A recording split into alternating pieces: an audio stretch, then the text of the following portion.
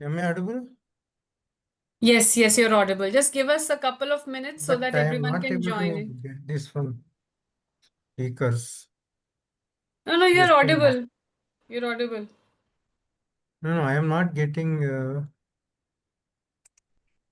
Yeah, can you check now? Hello? Oh, Ah, yes, speak some. good. Is good. You can hear me, right? Yes, yes, yes. Very good.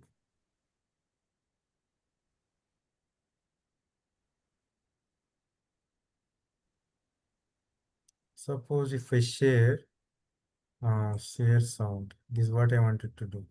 Yeah, you can check right now. Then I'll start.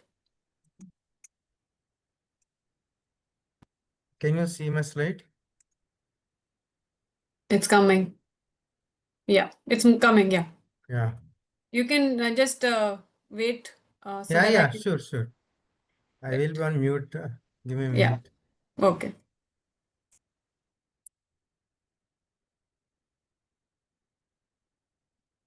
You can stop sharing for now and then you can share.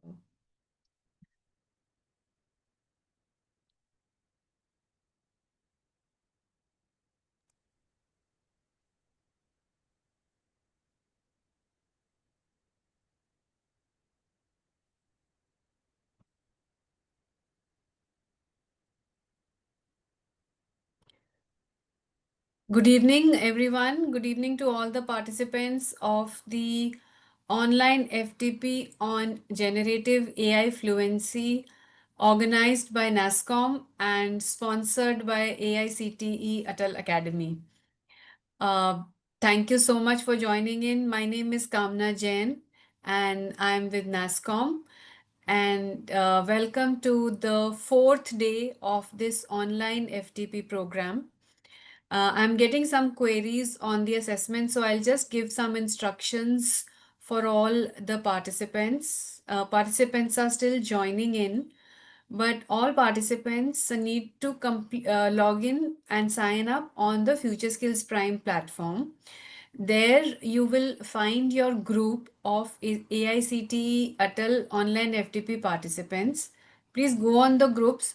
There your course is assigned Generative AI Fluency. There are 33 modules in that course. So please complete that quiz. And on the sixth day, there will be an assessment for uh, which will be on the Future Skills Prime platform. This assessment you will take on Saturday at 6:30 p.m. after the completion of the sessions. Many of you have got the promo codes. I think some of you have not got the promo codes. I will take it up with the team tomorrow and we will make sure that you get but I'll request you to check all your inboxes. Sometimes the promo codes may be going into the promotion tab, or they may be going to junk mail, or they may be going to spam mail. So I'll request you to check that. Once the FTP is over on 11th, after that, on Atal portal, you will go and fill the feedback form, which will open after the FTP is over. And your certificate will be generated only after you fill the feedback form, which is on the Atal portal where you have registered for this online FTP. If there are any other queries, please put your queries in the chat and I'll be happy to answer those. We'll now, after the logistics, we'll move on to the lesson, and whatever questions you have for the lesson, we have very eminent speaker today and who will guide you. So I will urge you to put your questions related to the topic in the question box. We will be happy to take your questions. So without further ado, let me introduce the topic and the speaker for the first session today. Our topic is Gemini AI, generative music, and generative audio. And we have a very eminent trainer with us. We have Dr. Prakash Goteti. He's a subject matter expert working with Tech Mahindra, where his focus is on infusing artificial intelligence and agile technologies into business processes to catalyze transformation and growth. So, what this is involves is designing sophisticated learning solutions and contributing to national skill development initiatives, leveraging his expertise in AI, ML, and project management. With a background as an assistant professor, he brings a robust academic foundation to his role, which enriches the mentoring and development programs that he handles. So, I'm very excited about this session and the learnings that we will take away from this session. Over to you, Dr. Prakash Goteti. Yeah. Please. Thank you so Well, much. Thanks, Kamna. Thanks for this opportunity. Very good evening, all. Today we'll be looking at one of the interesting applications or rather use cases of generative AI, where we will be looking at how generative AI can be used in music and movie industry, right? So specifically, we'll be looking at key aspects pertaining to model development and what are the intricacies associated with data representation of music, and it is little abstract and slightly, you know, complex representation, but I will try to give some uh, inputs on that, and wherever required I will use some explanation purpose, I will use the blackboard as well, right? So this is the overview. So if you look at our journey, right, we started with generative AI, right, in the beginning. Then maybe we touched upon certain aspects pertaining to architecture, and then I will be focusing on below pointers like Gemini AI, music fundamentals, generative models for music, etc. But before that, our understanding of AI as a discipline and generative AI as abstract model should be very, very clear in order to appreciate this session. That's why I have made certain pointers which are of very important as far as understanding of this particular use case is concerned. That's why even though certain aspects you are familiar with, but I want to ensure that you are very much clear on that. That's why I put certain bullet points to ensure that all of us are on the same page, and uh, we are very well versed with the terminology and the abstract models associated with this particular discipline, right? So so I just brief about the uh, ecosystem of AI. It is a discipline. So overall discipline, if you look at artificial intelligence, you must have heard many times that it is focusing on creating uh, uh, reasoning based applications like autonomous cars and self-driving cars, etc., right? So fundamentally, if you look at artificial intelligence, we have two types of AI. One is a strong AI and other one is weak AI. Whatever applications that we have seen in day-to-day life so far, they are based upon predominantly weak artificial intelligence, because like humans, right, they cannot sense smell, for example, right? Similarly, uh, how do you react or response very quickly, so that there are certain aspects where we still are in the process of developing those models, right? So machine learning, all of you know, it is again a branch of artificial intelligence, and it is essentially to learn from the data and improve the performance of the model over a period of time and without explicitly being programmed, right? Deep learning essentially is based on deep neural networks. A neural network is abstract model, and understanding this abstract model is very important because we have been using lot of terminology in generative AI. But sometimes what happens is we might be jumping directly into a generative AI.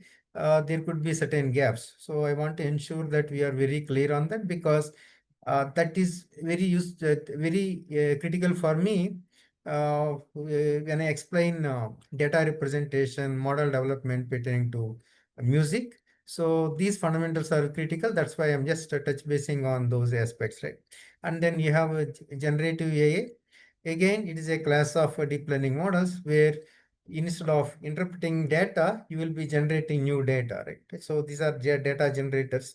So uh, if you look at uh, data generators, right? They actually stemmed out of machine learning, because in machine learning we have two types of models basically. One is discriminative model, other one is generative model, right?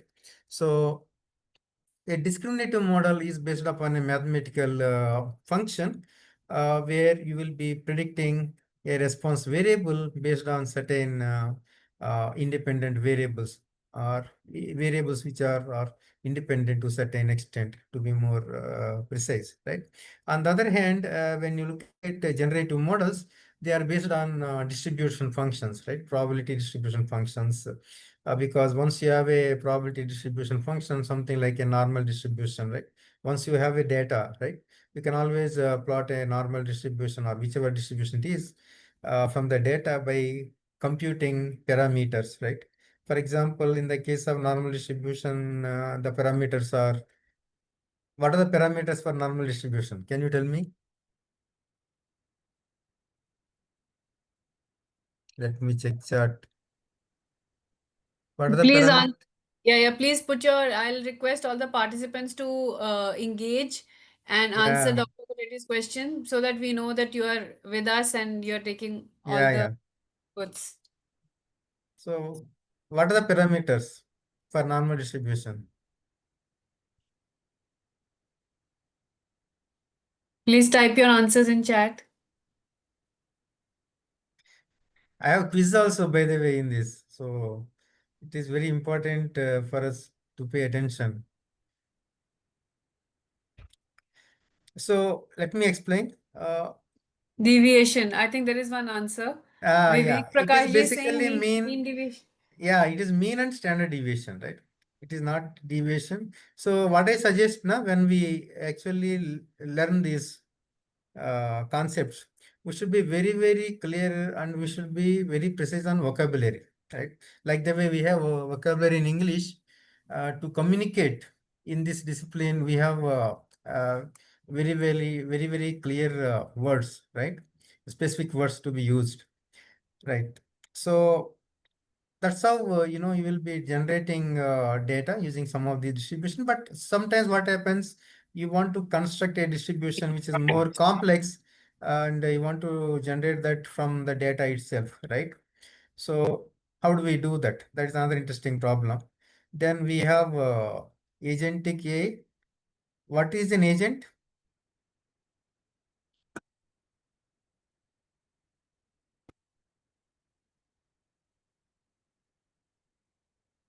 So if you, anyone, can you answer what is an agent?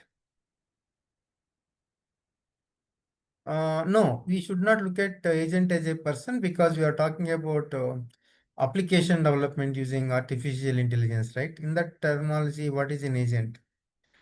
Let's say, suppose you must have attended a lot of sessions, series of sessions till now, where you learned about specific use cases of generative AI, like for example, uh, a bot application, right? How a bot works, when you say Q&A bot, question and response bot, how this bot works. There are certain LLMs that are used to train these bots, right? Now, if I want to encapsulate this entire bot into a reusable application, where, like the way you have a customer care representative responding to users, right? You wanted to use this entity called agent to do the response to the queries from the users, right? So that is essentially encapsulation of the application that you have already developed, right?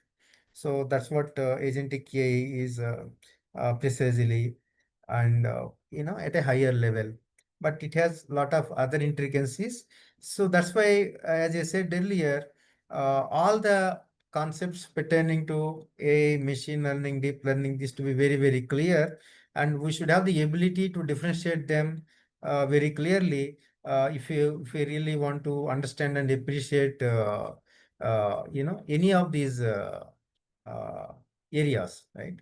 So, okay, we go to the next slide. So, we all know that data is of three formats, right? Structured data, semi-structured data, and unstructured data, right? So, what is semi-structured data? Can anyone tell me?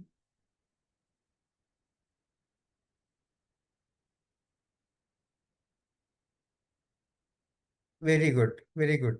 That means when you talk about structured data, essentially you have a conformance to schema, where you may not have that kind of conformance to schema in terms of data type information, right? Because in structured data, you have a conformance to schema and type information as well, right? Every column in, if you take relational data model, you have a set of columns and where you specify that this column is of where type or this is of number type, etc. When you talk about semi-structured data, like you rightly mentioned, Vikrant, right? XML, where you annotate the data into using different tags, right? So that provides some kind of schema conformance, but type information is very difficult to embed in this. On the other hand, unstructured data means it can be a video type file or audio type file where it has neither schema conformance or neither schema conformance nor type information which you can preserve very easily for effective and efficient retrieval, right? So on the right hand side, you can see the discipline that we have, right? We have AI as a discipline broad area. Within that, you have machine learning and then deep learning, generative AI within that, and we have a specialization within that agents. Now we are in this in a fourth inner circle, generative AI. So unless dots pertaining to all these are connected properly, we will not be able to appreciate the models and abstractions associated with generative AI. So that is the intent of putting all these. And the second thing is I wanted to ensure that all the dots are connected. So now, if you look at artificial intelligence as a discipline, right, this very nice pictorial depiction, right, how each of these things are connected with each other. Now you have machine learning as a discipline, and you have natural language process, you have a speech recognition, which includes translators, like, right, speech to text, text to speech, etc. And then of course, we have a robotics and scheduled of measures, right? Then vision models. If anyone wants to uh, get a specialization in this discipline, right?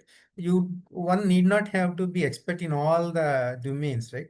These are the various domains that you see here in this diagram, right? One is machine learning domain, natural language processing is another domain, speech is another domain, and of course, vision is another domain, right? So it depends upon whichever interest that you have. For example, if some of you want to pursue research in this field, and then potentially you can pick up one of these domains, right? So that's how it is. Now, again, when you look at machine learning as such in terms of a bigger picture, what we have essentially uh, is a kind of hierarchy here: supervised learning, unsupervised learning, and reinforcement learning. And generative AI, when you look at, we are more on working with, uh, kind of a mixture of supervised and reinforcement learning. So can anyone answer what is reinforcement learning from the chart?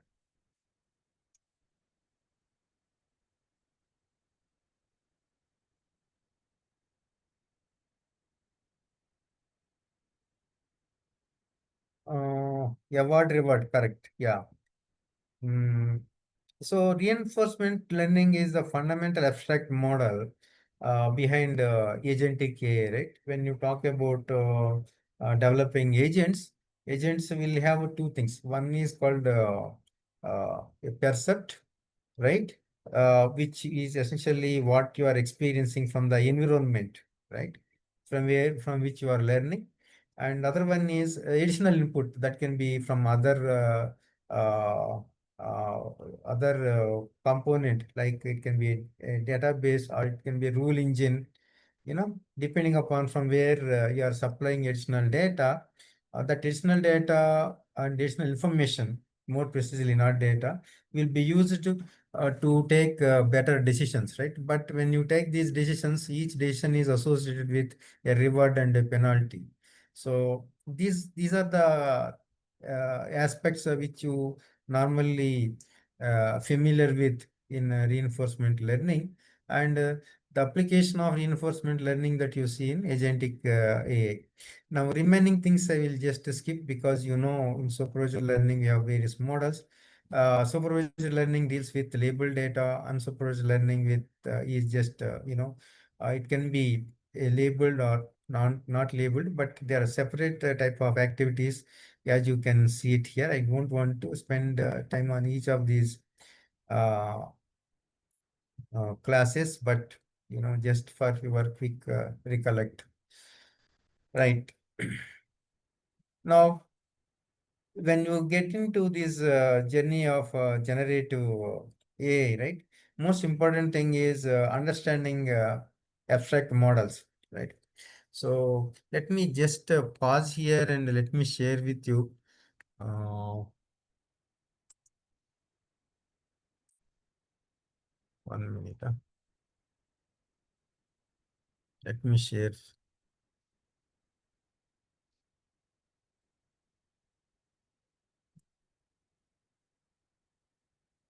Yeah. Can you see my screen? It's coming up. Yeah. We'll wait. Let me know if you're able to see this. It's still coming up, yeah. Yeah. No problem. I will just write something here.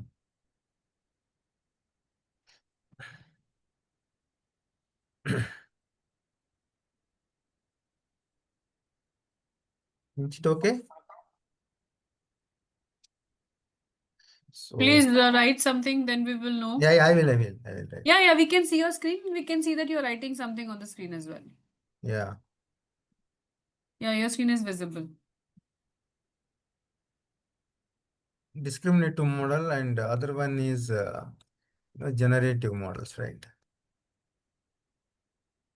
Is what we want to understand.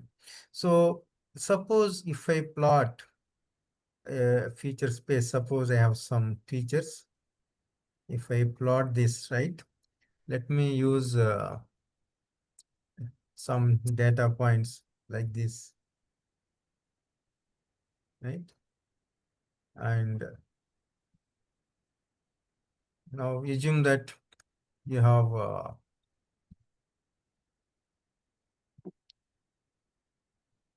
have constructed a model. So this model is of the form something like y is equal to mx plus c, where c is your y-intercept. So all the data points which are this side of one class, these are of other class. This is basically discriminative model, right? Generative models or probabilistic models are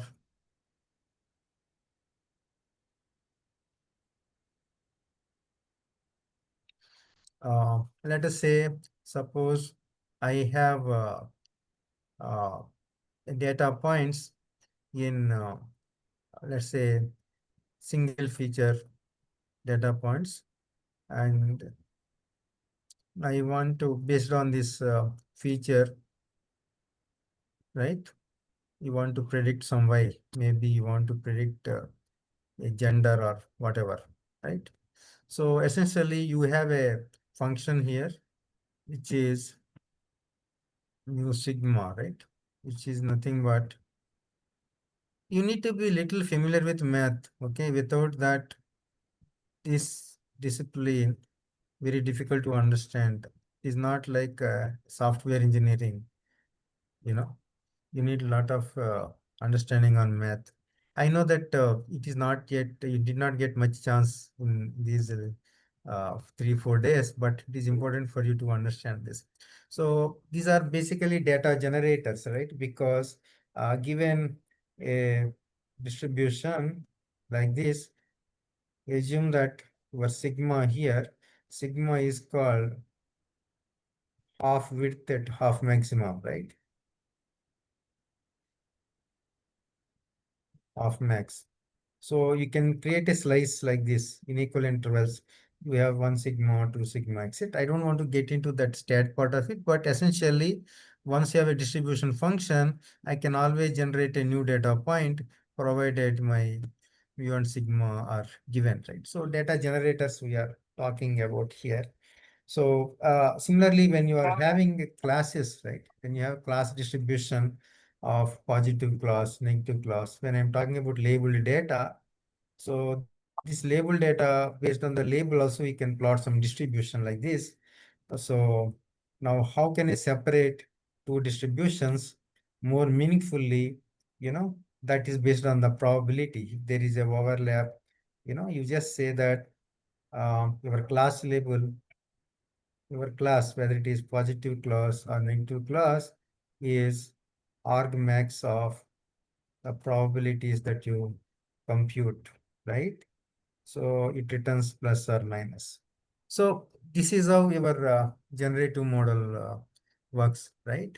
So this, because you are talking about data generators, implicitly you will be having these kind of functions, right?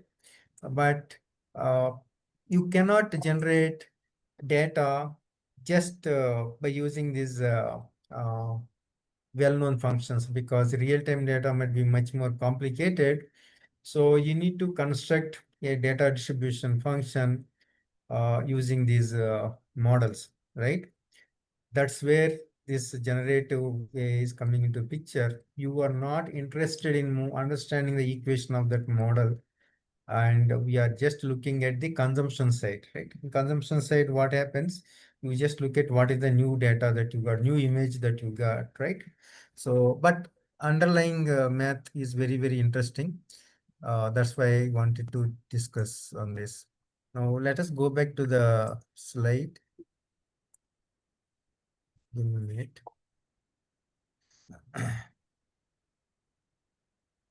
Let me reshare. Yeah.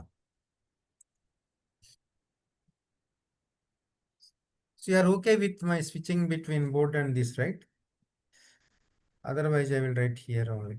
So now you understood, right? What is the difference between discriminative model and generative model? Any question on this?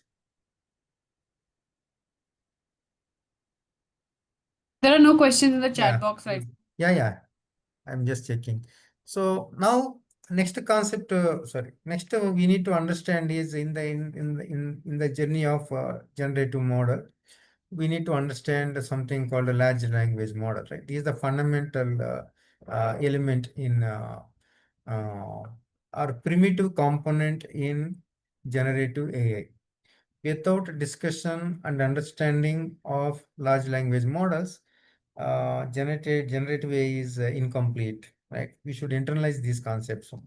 So large language models are general purpose models. They can be pre-trained, just a minute, and fine-tuned for specific purpose, right? So what is large in this, right? It is trained on massive text data or video data, whatever it is, right? But essentially the representation is numbers. That is one thing you need to understand. Whether it is a text or video or audio, the internal representation is numbers, right? So you are training essentially on the large volume of data, and you do some kind of pre-processing where your uh, model can understand your input, right? So fundamentally, in a very, very simple terms, right? Your large language model is essentially, we can think of as a, something which is constructed from neural network, right? All of you know neural networks, right? Let me check the chart. Basic understanding of neural network. I'm just checking chart. What is neural network? Because these concepts are very important for your assessment also after completing your course, right? So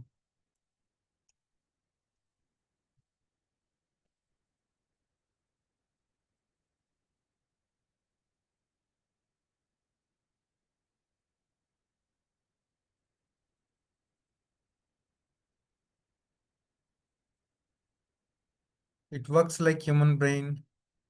Uh, no, no, this is just, where normally when you look at internet content, right? These are all English descriptions of how an abstract model works, right? So let me just explain you briefly in 1 minute. Uh,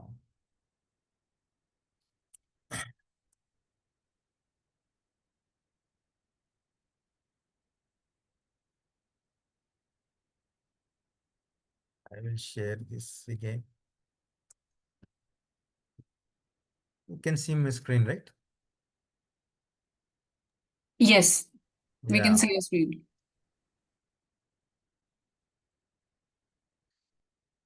So a neural network is something like this. Suppose you have some inputs, values, right?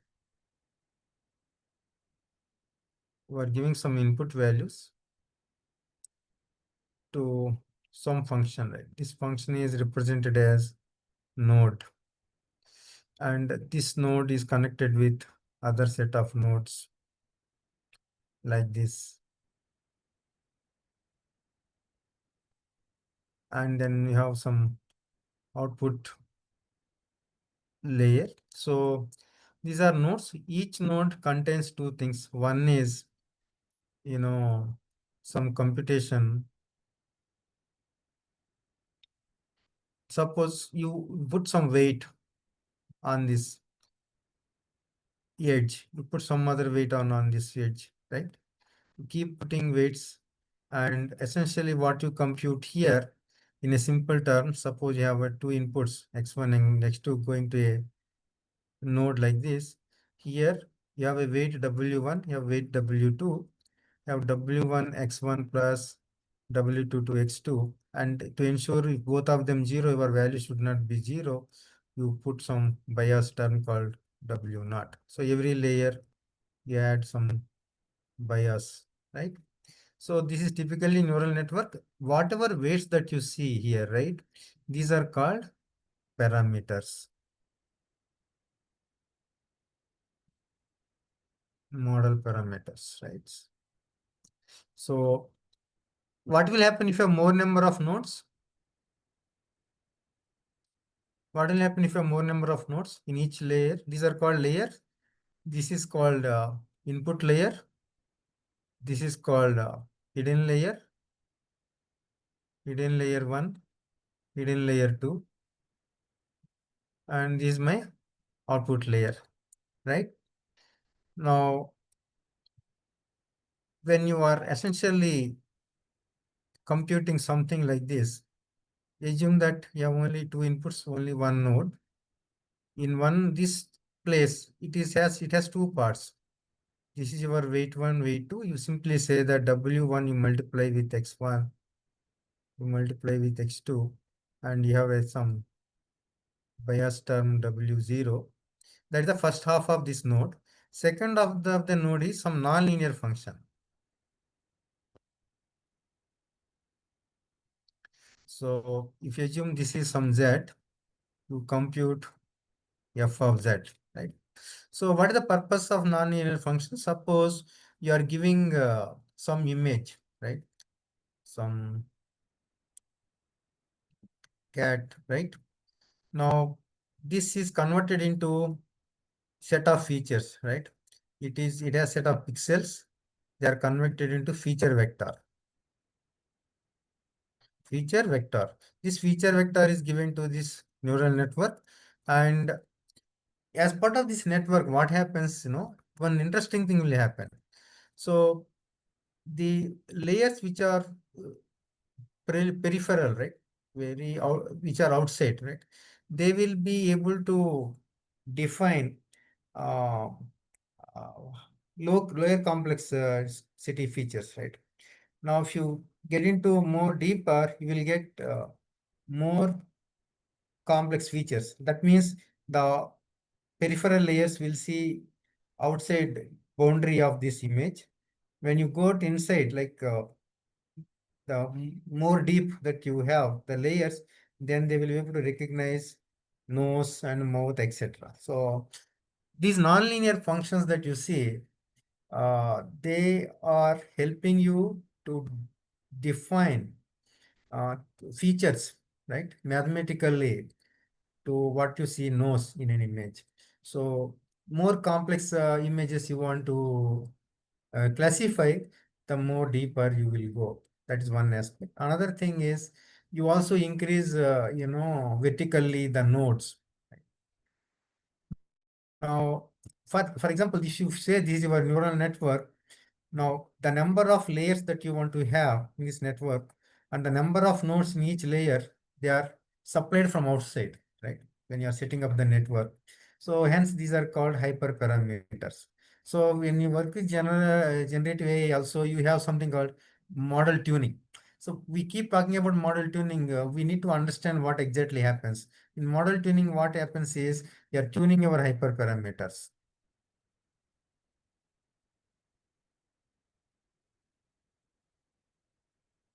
right? What is hyperparameter? Hyperparameter is a parameter which is defined from the algorithm and which is supplied from outside, which is nothing to do with your data, right? It is not part of it, but you use it to tune that model using these hyperparameters, right? So this understanding is very important. Now, okay, all right. Let me go back to the slide.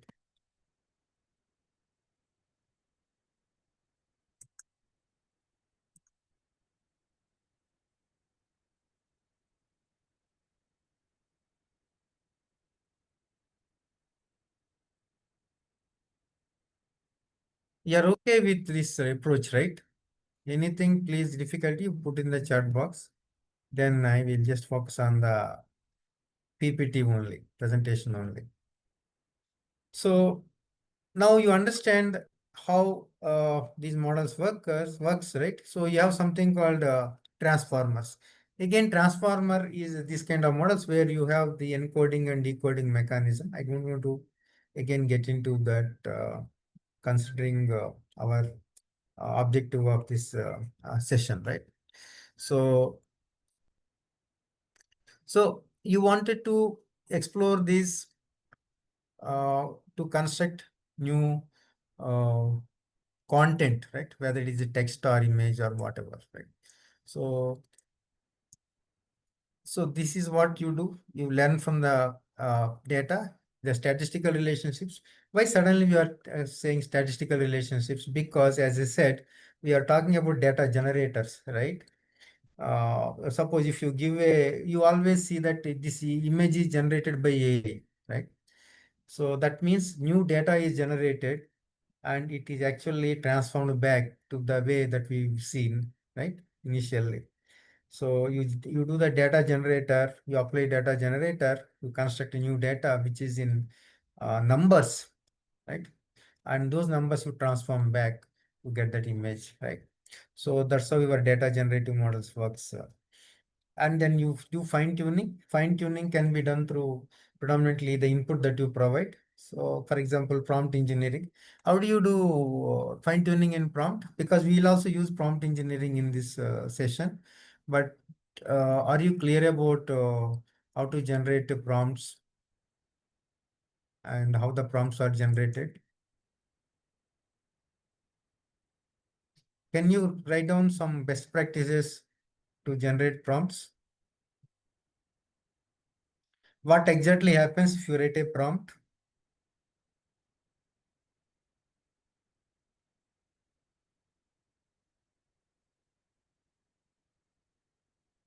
No, no, act as a catalyst. Uh, no, no. You answer my question. What is a prompt? Don't tell me English definition, okay? You just put it, let's say, what exactly happens when you type a prompt. As you give as input to a LLM like Gemini, or you give it to, Chat GPT, for example, right? What exactly happens?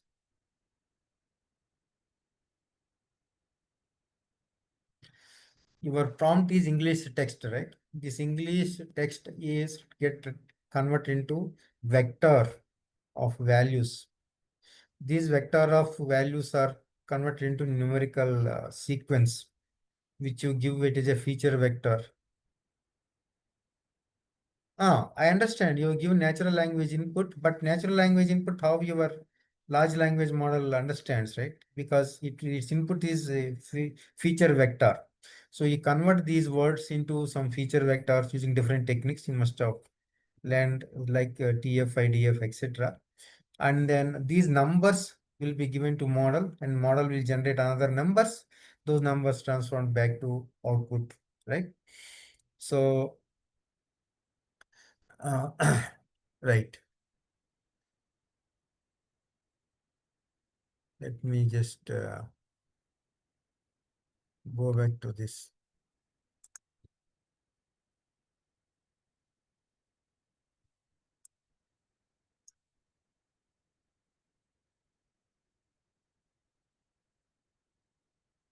Mm.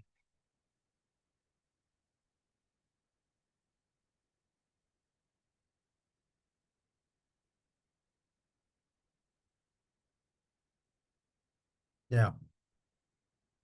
So you understood what is a large language model, what are the things that will happen. You understood the concept of neural network, I suppose. And so when you say prompt engineering, you design prompts. There are multiple strategies, right? Zero shot, one shot. You remember from the yesterday's session, or you don't remember?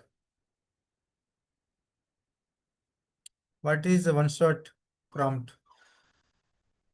What is zero shot?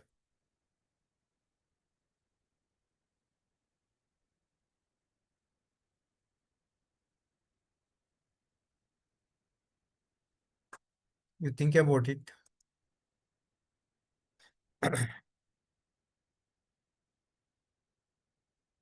Right. Let me continue. So now we are clear about uh, the vocabulary, right? What we are talking about in this.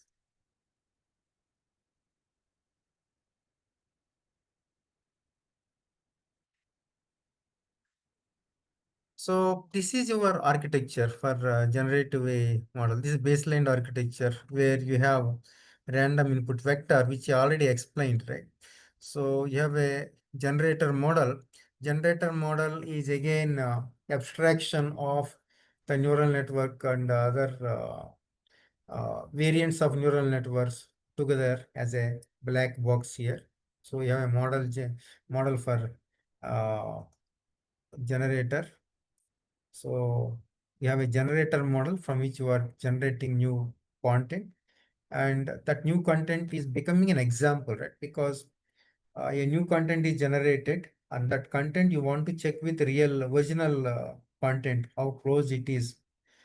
And to check that, you are using a discriminator model. I already explained what is a discriminator model, right? So the discriminator model will classify whether the example that you have generated is looks like a real or looks fake, right? So you wanted to improve the quality of the new example that you have generated. For example, you give a line image to generative AI model, and you want to generate a new image, or you want to give music. You will see now very, very interesting things are coming up. uh, when you give new music and you want to synthesize it to construct new thing, and you first fine tune this model, how close it is with respect to the feature set that initial real example has, and then you fine tune this model. That's why you have this feedback loop, right? You have a dotted line going back to generator model. So that's how your model learns from its previous inference, and it will improve subsequently its performance, right? Now, similarly, you keep updating your discriminator model because your generator is also a model, right? And the discriminator is also a model, right? So both requires fine tuning, isn't it? So that's why you have a feedback loop. So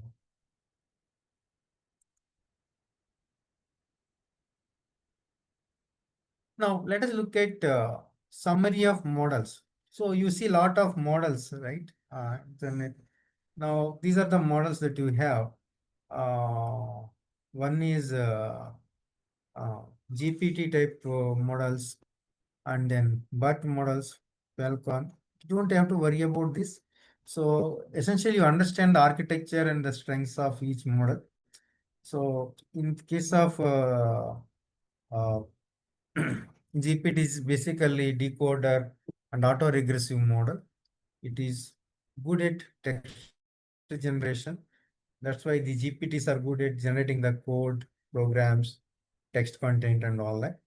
And then the other can you have this model. This is basically BERT model encoder only bidirectional model, and the certain models like Falcon, which is based on decoder only, which is used for text generation and optimization, so on and so forth. Right? So this is basically to get overall understanding of various models that we have.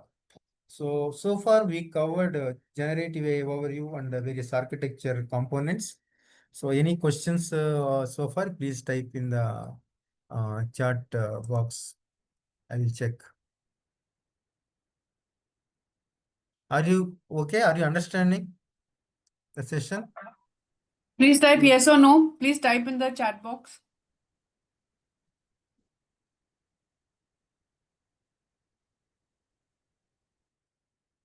Okay. Any question?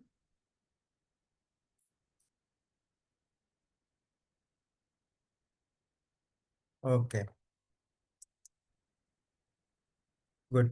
So now we are getting into uh, generative AI specific to Gemini, and then we get into music aspects of it, right? So, so Gemini, if you see here, uh, it is again AI chatbot tool designed by Google. It is a kind of a conversation model using natural language processing and machine learning. So the fundamental concept of natural language processing involves few steps, right? Let me just go back here, and I want to reshare my board.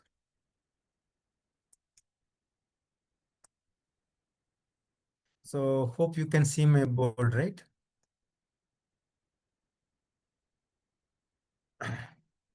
Yeah. What is NLP?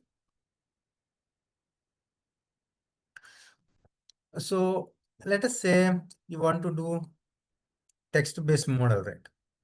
Suppose the book content is good, right? Suppose if you say something like that, or the movie is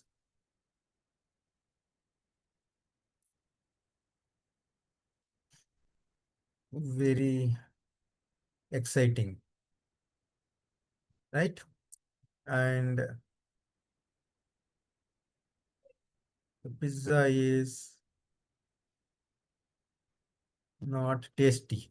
Suppose you have these kind of text inputs, right?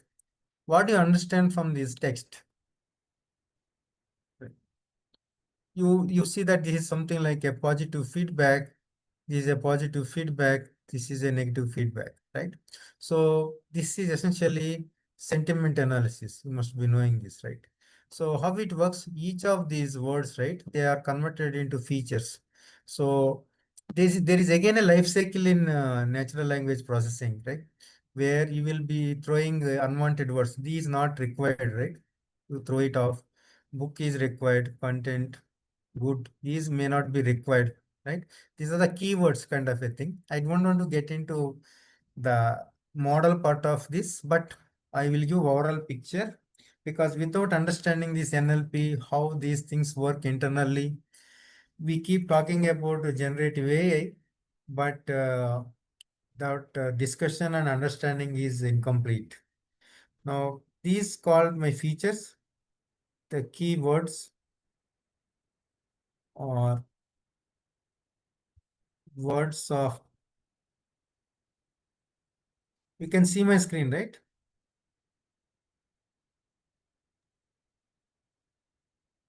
Or my features. And these features, you convert them into vectors, feature vectors. That is numerical representation,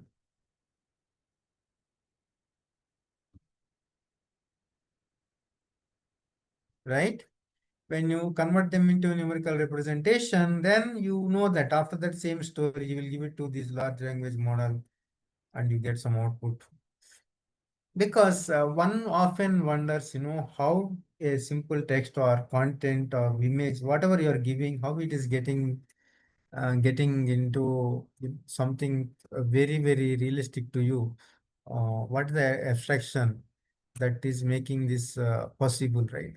So So you will, when you have simple text like this, you will be performing certain operations on this data. One is called lemmatization, right? Where you group related words, great, greater, something like that. You choose one. And stemming, you remove extra characters, and then remove stop words. Stop words means the, is, to, those kind of things. And then we will be using some transformers, right, to make it into more machine or model understandable format. That's all about NLP here. So let me go back to the slide.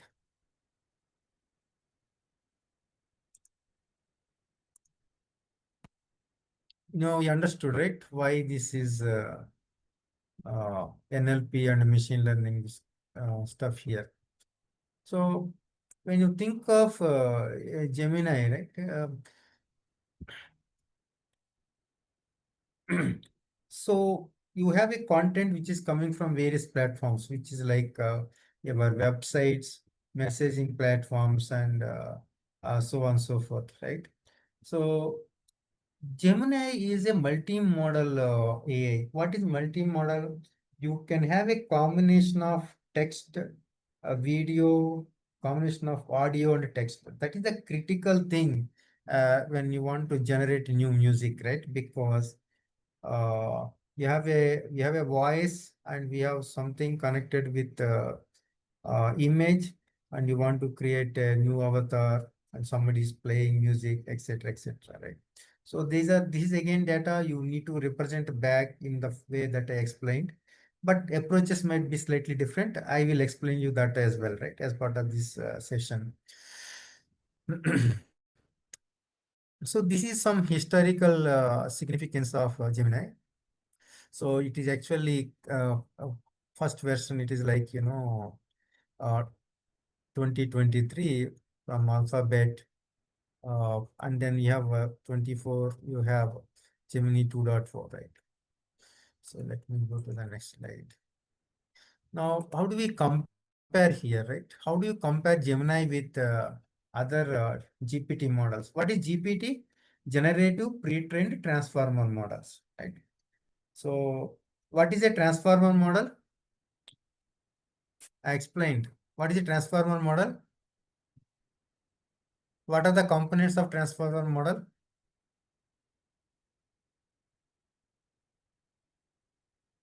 Hello? Please type your answers in the chat box, I will check. participants.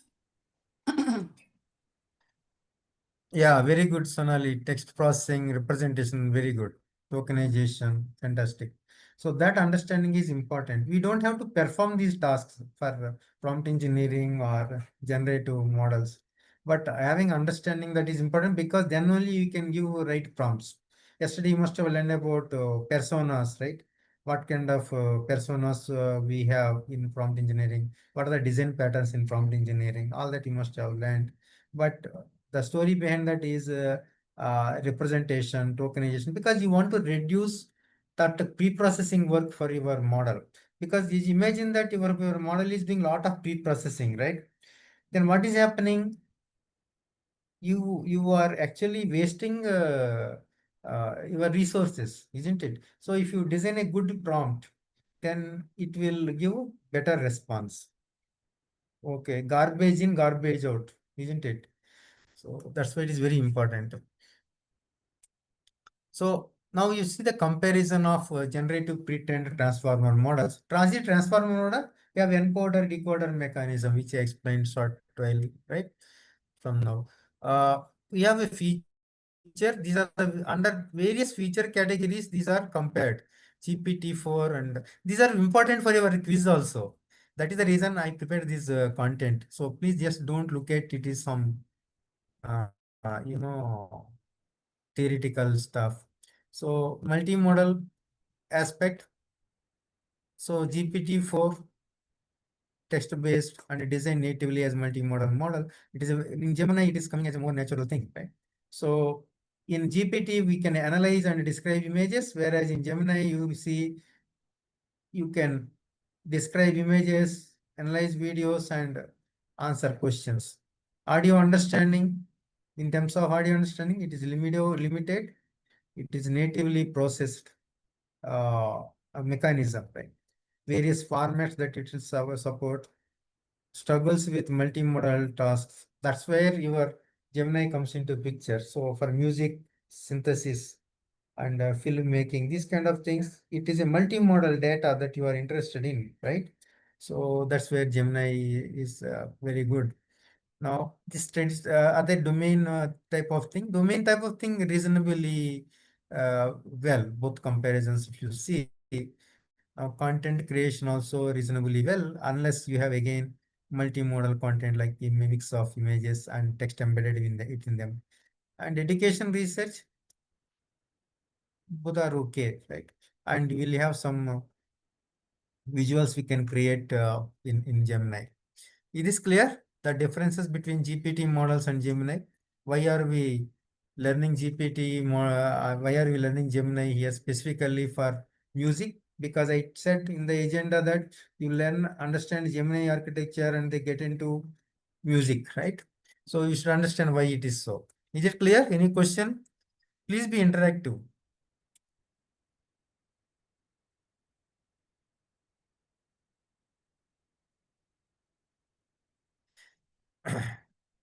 Any suggestion also you can type. If I have to go slow, if I have to fast, you can tell me that. No problem.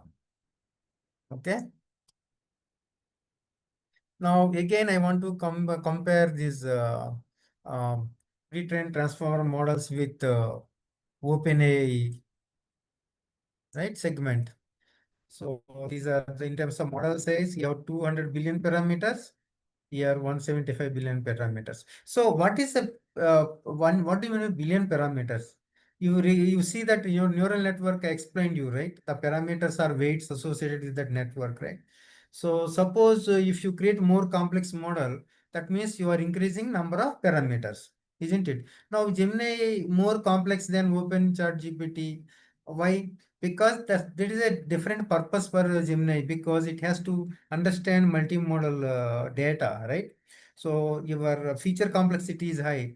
So as I told you, when you increase the number of layers, right, you are getting the ability to process higher order features. Your model learns higher order features, isn't it? Because for you you can understand that there is a dot near your near that image, let's say, uh, because if you see birds predominantly, right, there is very small difference between two different varieties. Similarly, if you want to classify disease prediction in plants, there's very minute difference. Those differences are very difficult for humans, right, with naked eye, because of this feature extraction ability of networks. When you increase the number of models, obviously you should have computational power to deal with so many parameters, right? So that's what you need to understand in this. And again, in terms of performance, it outperforms it outperforms certain areas like math, coding, etc. And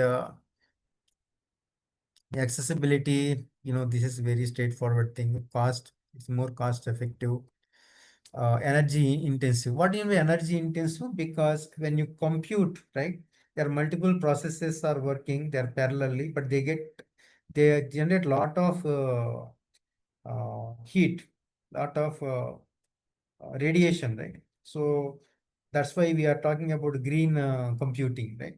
So if you type blindly some prompt, indirectly you are penalizing that large language model, and several bottles of water you are wasting actually, by giving a very poor prompts, isn't it? So we should be very, very cautious when you are making certain choices, right? With this, we can make that careful choices provided we have clear and concise understanding of how things work. What are the abstractions, right? Now I have questions for you.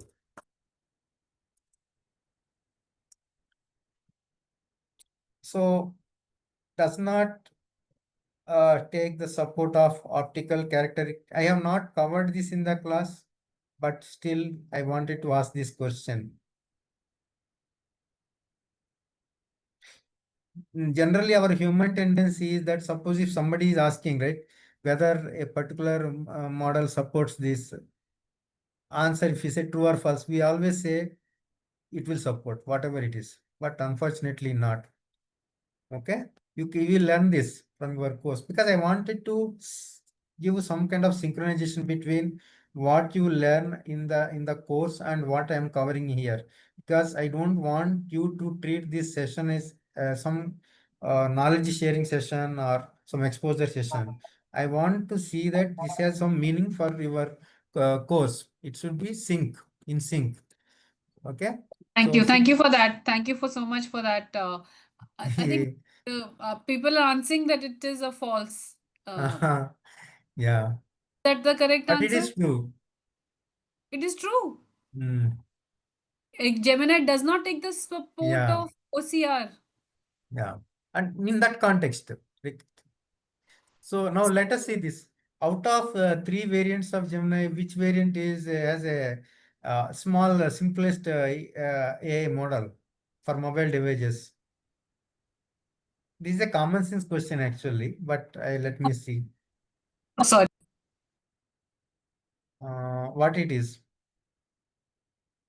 It is nano, because this, as the name suggests, right?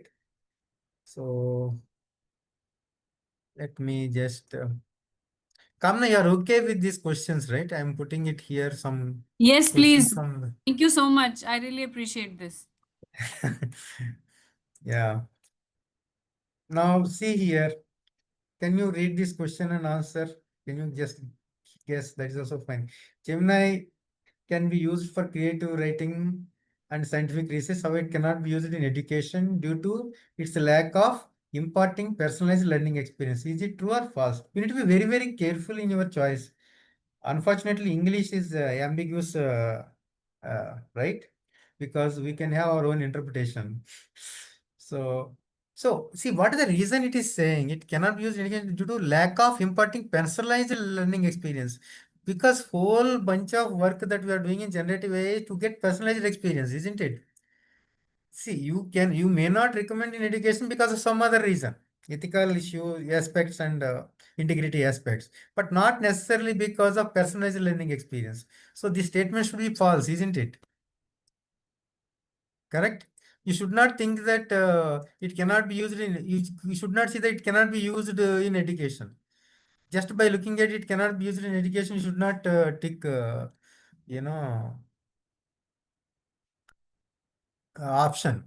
You need to be very, very careful in our understanding. That's what I'm trying to say. These questions are very nice. Now look at this. I gave you brief overview on ChatGPT and Gemini. How does Gemini outperform ChatGPT? What options you want to select? You can put numbers 1, 2, 3, 4, 2, 3, 1, 3, like that. No problem. I wanted to see how many of you really understood this. Hello. 1 and 4, very good. Right? Because it's cost effective. So now I completed Gemini. You understood the concepts of Gemini? What's the correct answer? Correct answer is 1 and 4.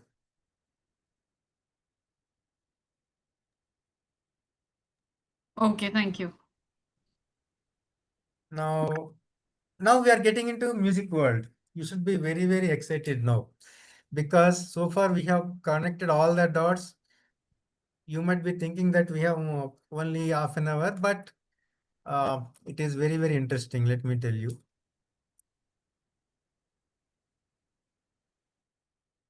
Now we are talking about music as a data, right? So what is the data representation for music? Let me just tell you. There are three types of representation. Sheet music. What is sheet music? You see symbolic representation, right? Second one is audio, then instrumental, isn't it? And now you need to understand three things. One is forms of music, and what are the research possibilities that you can leverage generative AI, and what are the challenges, right? So what are the challenges that we see in data with respect to data representation? By now you must have understood how important data representation is for these large language models, right? Limited annotation in data sets because these data sets should be annotated properly. Then expressibility of the content, right? Because if you change a small tune, that will give different experience, right? Style, imitations, and creativity. Style aspects as well as creativity aspects. Musical structure you need to see, right?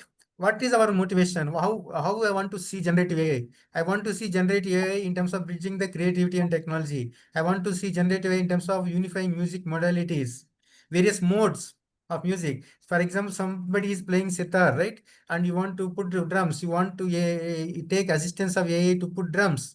How do you do that? Right? Empowering musicians, right? And you need first thing is you need to understand the music representation.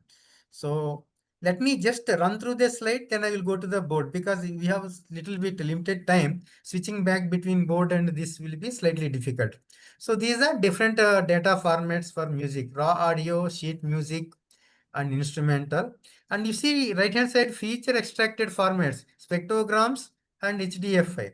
See, normally spectrograms are used for Python scripting, right? Because you can generate this music using Python code also. Very interesting, right? So now I will play small video. So sorry, audio. You let me know if you are able to hear this.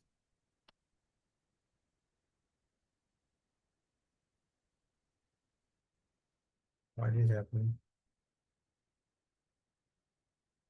1 minute. I'm resharing this.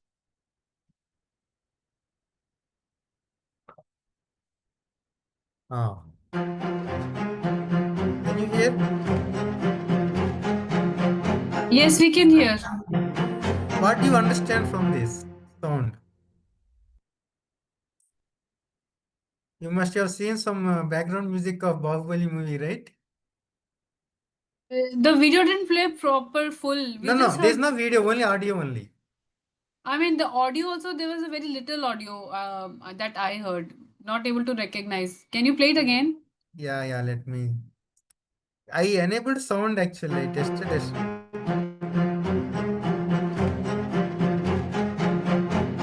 You also enable sound from your end, maybe. It worked well when I tested. Now, if you see here the representation of data, right? This is your representation. We have a talam and you have a pallavi and you have a notes, which you can see here, right? So how your machine understand this data? This is converted into different formats. Like this is the frequency time format, and uh, this distribution. If you see, on the other hand, if you use different format, something like amplitude format will lose your temporal, temporal effects. So that formatting is very important. So all right, now this is what uh, pre-processing. When you talk, see, when you talk about what is your data set in music, your data set comprises of, let us say, several compositions. A composition comprises of notation and audio, right? Notations I already explained in the previous slide. So what is happening is your notes in the music are encoded, and there is a periodicity which you call them tala, right? So mathematical representation of tala is periodic function, right? So because your models can understand only mathematics.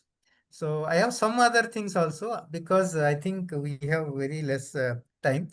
So now this is one example I want to show where Fibonacci sequence is used to generate this. Will take some time. I'm just playing this. Let me know if you are able to hear. Yeah, we can hear.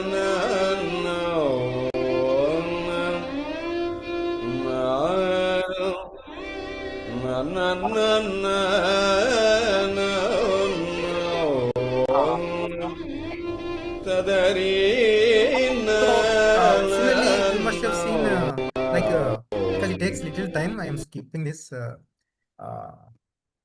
Let me go to the next slide. So these are the different music in the point of view of mathematics. That's my motivation of previous slide. So these are basically multiple things. You need to essentially work with the spectrograms, right? Frequency visualizations, how this energy varies with frequency. Amplitude is not a good measure. Frequency and time is a good measure. These are the various transforms that we have: short time Fourier transform, constant Q transform, because that's how you extract features from the music, right? Because your model should understand the representation, its own representation. So that's why you are using this stuff. So this is about music fundamentals. Now I am looking at how generative AI is being used outside. Uh, Human collaboration with intelligent machines. A different musician in a different town with a can you different hear? approach is giving the same problem a shot. Yes. People are concerned about AI replacing humans. This is being done And I on think generative AI and it's not music. only not going to replace humans, it's going to enhance humans. I'm Gil Weinberg. I am the founding director of Georgia Tech's Center for Music Technology. Ready? In my lab, we are trying to create the new technologies that will explore new ways to be expressive, to be creative. Shimon, it's There are a use cases where, marimba playing robot. physically challenged person What it does, who it's can listen to play humans playing, flute, but they want to have a and different it can background. improvise. They can use generative AI for syncing that. Shimon is our first robotic musician that has the ability to find patterns through machine learning. Machine learning is the ability to find patterns in data. So for example, if we feed Shimon, Miles Davis, it will try to see what note is he likely to play after what note. And once it finds its patterns, it can start to manipulate see it. my And I screen, can have right? the robot playing in a style that maybe is 30% Miles Hello? Davis, 30% Bach, 30% Madonna, and 10% my own, and create morphing of music that You humans can would never hear create. this?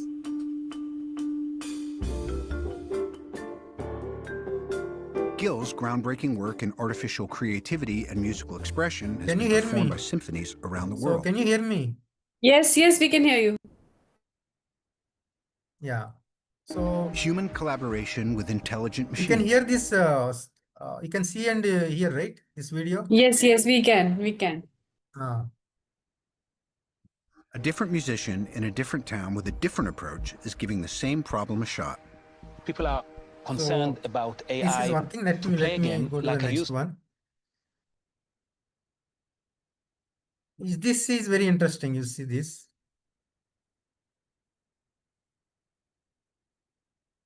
Let me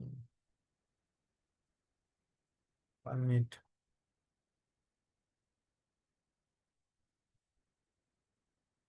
Let me put in the presentation now.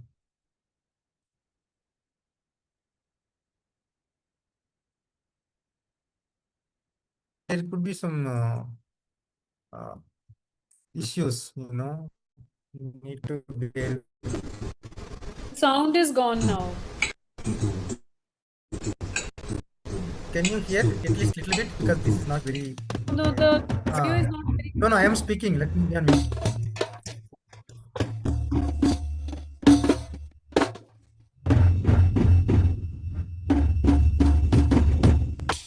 So let me just go to the.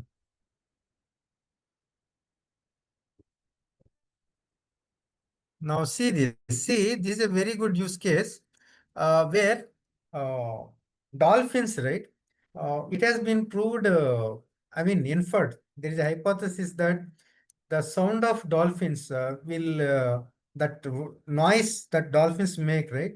They have a significant healing effect on humans, on something like Alzheimer disease and certain lifestyle diseases, right? But you cannot bring a dolphin and make a noise at your home, right? So how do you synthetically generate those kind of noises, and how generative AI can be used for music therapy, right? This is a use case on that.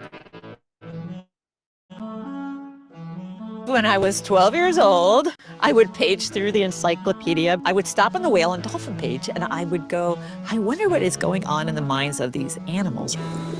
Language to me is the ultimate question about intelligence, the thing that we haven't been able to nail without a great tool. How do you decipher another species? The main use of dolphin Gemma is to eventually look at their natural language patterns and match it with the underwater video. That's how we really figure out their language if they had it. All right, beautiful day. Woohoo! Imagine a world where you could talk to an animal. Dolphin Gemma is the first LLM for dolphins. We've leveraged over 40 years of Denise's vocalization research to create this large language model to generate new synthetic dolphin sounds. These sounds will help us to one day hopefully communicate with the dolphins. Dad shows up at my office one day and he's wearing one of his many wearable computers. I'm like, ooh, this guy's like a techno man, right? I was like, well, I do wearable computers. This sounds like a summer project. We'll get this done for you. Here it is 15 years later. We've engineered this Chat Junior device to play our synthetic dolphin sounds underwater. Now let's see which one this one is. That is the signature whistle for Denise. So whenever she's approaching the dolphin, she can introduce herself.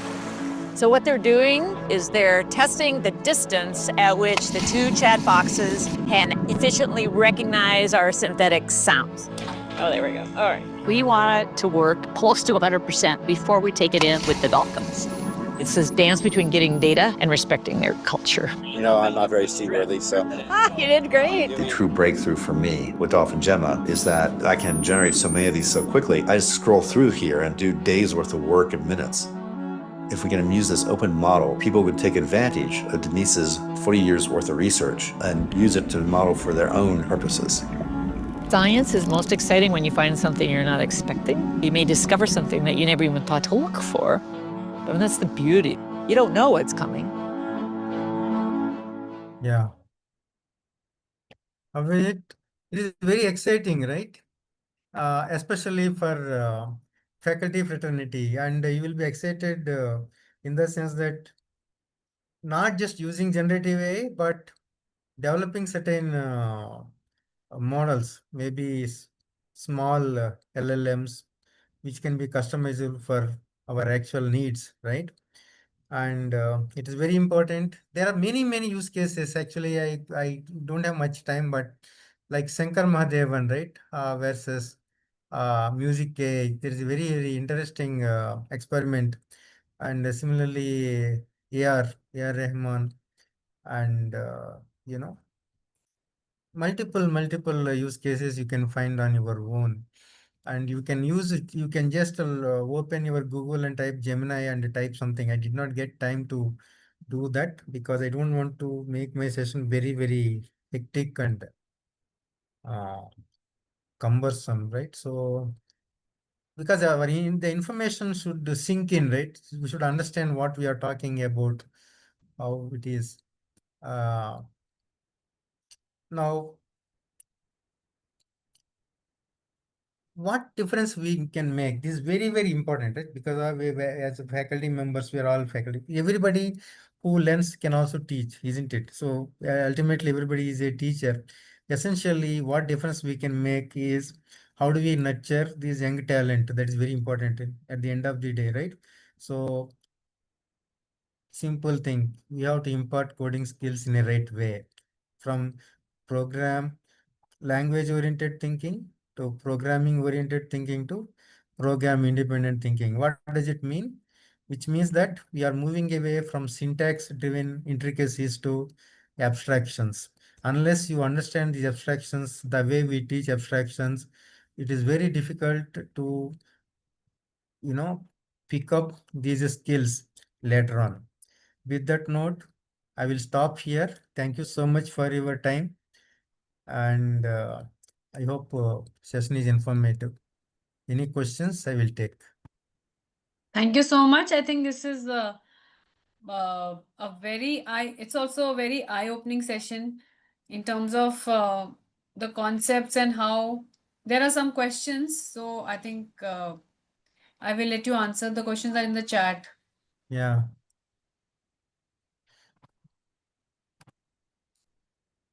Yeah, what are the research areas in music? That is a big thing actually, because see, I did lot of literature survey for preparing this session. That's why I could curate certain things, right?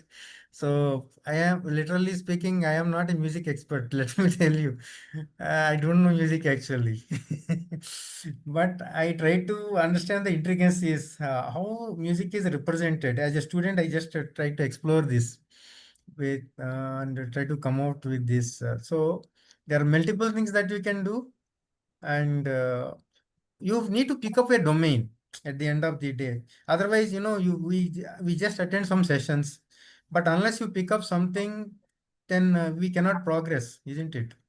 So that is very important message. I feel we should take. Thank you so much for the opportunity. Thanks, There are Kamna. some Yeah. questions. Yeah, Uh, sure. So how that's the first question I already explained. Second one is, what are the current open challenges in applying computer science techniques to music research? See, fundamental thing, I did not cover that the representation. There is an entire life cycle in music processing. That life cycle I could not discuss in this session, right? So once you see that life cycle, you yourself will understand that the pre-processing steps and the feature engineering steps are more critical, because any small minute uh, deviation will lead to noise, right? Music is very sensitive to noise, isn't it? So that is one critical thing. Now let me go to the next question. uh, can AI models learn cultural or stylish? Yeah, it depends upon, see, cultural or stylish for you. Once you convert the data into a numerical representation, that is up to the machine to understand, right? Isn't it? Suppose if you say that you have a paint a parrot, right? A painting of a parrot. Assume that parrot is in a green color. Now suppose if you give a yellow parrot, how it is? It definitely works, because at the end of the day, what your abstract model is doing is it is converting your representation to a mathematical representation and more complex form. If your input is more complex, then it has to do more work. That's why in prompt engineering, we have one shot, two shot, all these techniques. So we should be very, very sensible when you are giving the prompts. Thank you so much. Hope that clarifies. Uh, Yeah, hope that clarifies. There are some others. Dr. Gopal has also raised his hand. Sir, if you want to ask your question, please go ahead. Thank you. Thank you. Very nice. Very nice half an hour that I was listening to you last past half an hour. When I logged in, it was nice to look up for the Annamacharya Kruti Brahma Kadigina Padamu. There is something Yeah. which is called a music experience. Yeah, yeah. Right now I am at Gwalior. It's called Music City of India. So when I just It's where it's just a coincidence. Tansen, uh, his mazar is there. Mm. Yes. So Telugu thank you so happens to much, be first my of mother all, for tongue, so it's nice. giving me this topic. Actually, I discovered a lot of things myself, and I try to package it, considering my background and our audience interest. Hope this is interesting. Otherwise, you let me know what else is required offline. I will do it, Kamna. Thank you so much.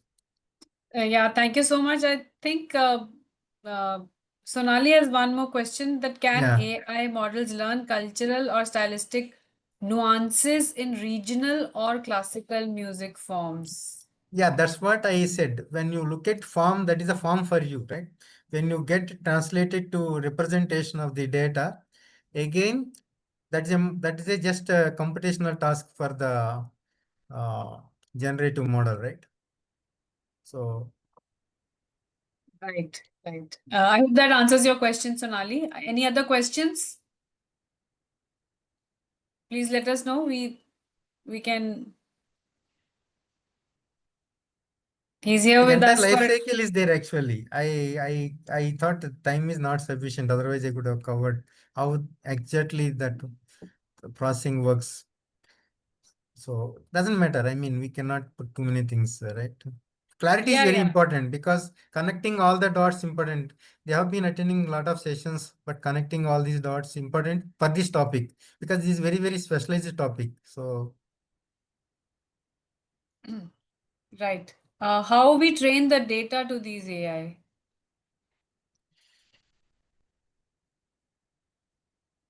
okay. Sure, Sonali. Sonali Singh, she asked the question because Yeah, of yeah. one we have a Correct. good. So how do we train? That's what I said. There is a life cycle where you convert this into numerical representation and then you do some pre-processing. Like for example, you convert the nodes into one hot encoding. If you are familiar with one hot encoding in machine learning, right? And tala, right? In music, those tala will be mapped to modular arithmetic sequences. See, what are these models, right? These are all sequence models, right? What is sequence model? Sequence model will extract semantic information by looking at the context associated with that. So what interesting thing that you need to understand is music is also a context driven, because when you are playing some instrument, when you change, right, a swara or whatever, there is a context attached to it, isn't it? So that's how it is. Right. So on the dot, thank you so much. It was very, very informative. And there are some more questions, but we don't have time. We're almost out of Yeah, time. So correct. I think in the next forthcoming sessions, we'll probably have you back Yeah. and you can take Sure. more Let us questions. see. Thank you so Yes. much. Thank you so much. Thank you so Thank you. much for your time. Bye. We now move on to the next session of today. And the topic is using Gen AI effectively, communication, presentations, and writing prompts. And for that, we have with us Dr. Gopal. And uh, Dr. Gopal.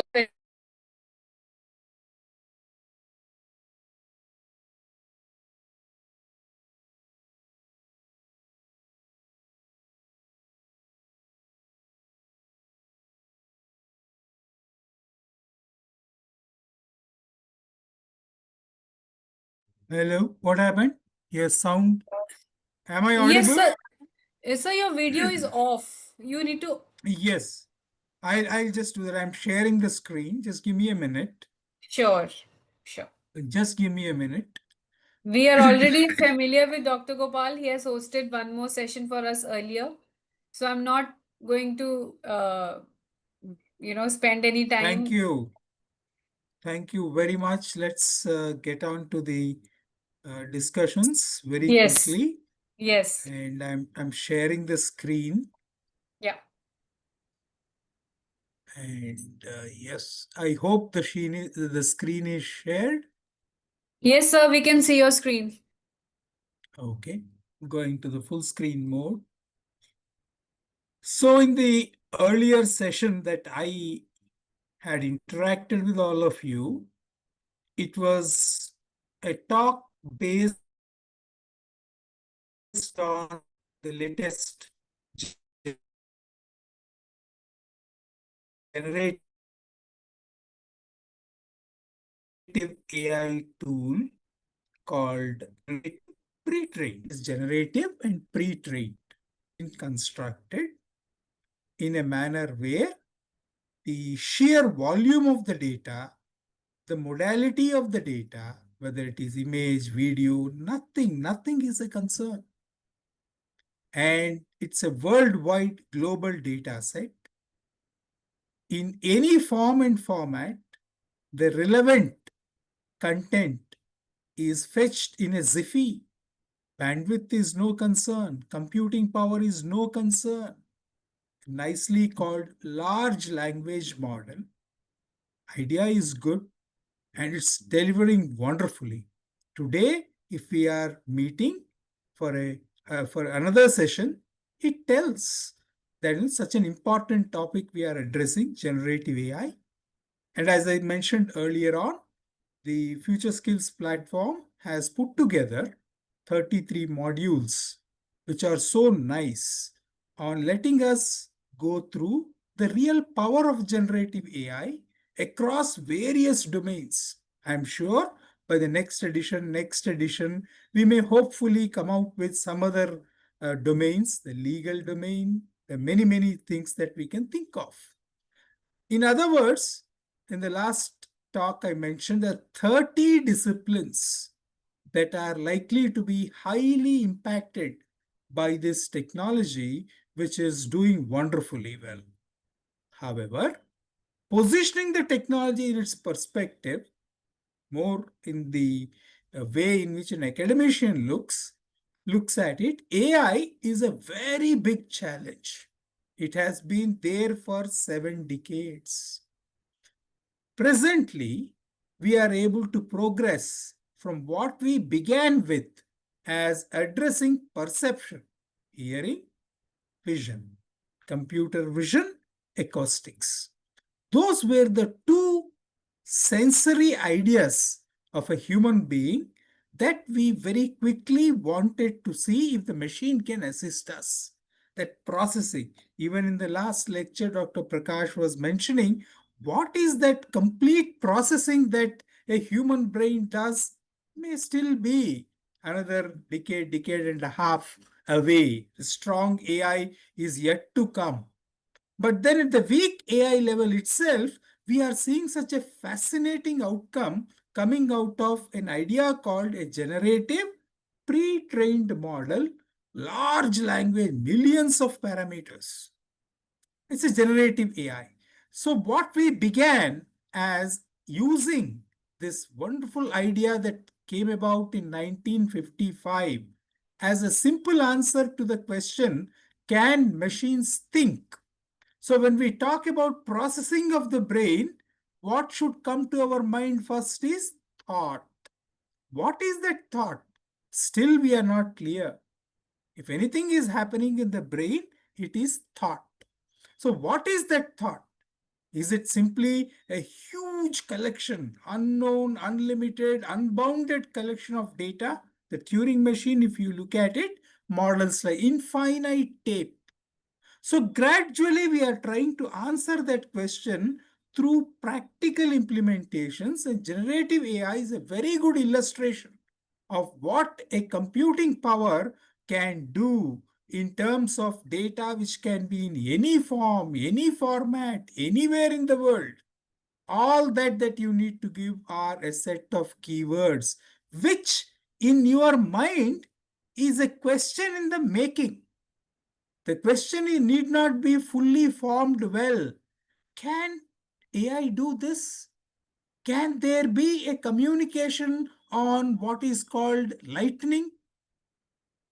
It is something that you are also thinking. You're trying to find an answer. A question in itself is a thought, a way of thinking, a way of finding out. That thought is making you feel curious, making you feel inquisitive, making you feel well prepared to learn something which you are not already aware of. That is exactly what we are attempting to do. Pre-trained data set is useful to make that LLM happen. But then what it is doing for you is generating based on that pre-training something which none of us really thought till recently, 2-3 years back. So let's see what is my next topic is using generative AI effectively for communication, presentations, and writing prompts. This is another important topic. I did leave a thought with all of you saying that can you do an experiment with um, slightly adjusting the prompt keywords? Yes, Kamna. Dr. Gopal, you can switch on your video also. It Is that can, so? yes. Even Okay. if you switch on your Okay. video, we can see your screen and we can see you also. I think that will be good. No, the video is switched off only for a routine bandwidth conservation. Okay, cool. Very nice. That's I'll fine. do that. That's fine. Sure. Sure. Makes sense. I'll do that. Let's see how it progresses. We can do that. Okay. Please Yeah. help me out with the chat questions. Anyone can Yes. just interrupt through Kamna. Yeah. And once Kamna interrupts, I'll be able to answer. So this is Yes. what we are looking at today. This is what we are looking at today. Bounded volumes, anywhere, anytime, anybody. All that is coming to you on computer screens. Tomorrow, it's not merely playing around with the words in the prompt, but playing around with multiple threads. They will combine parallelly because human brain is supposed to.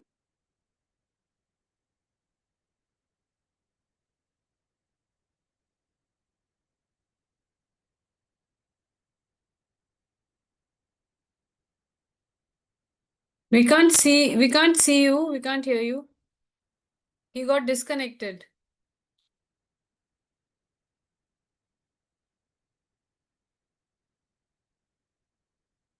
The video to conserve the bandwidth. Yeah, that's fine. Okay. You can share your screen. Right. I think you got disconnected. You can just share your screen now. Okay. I will do that.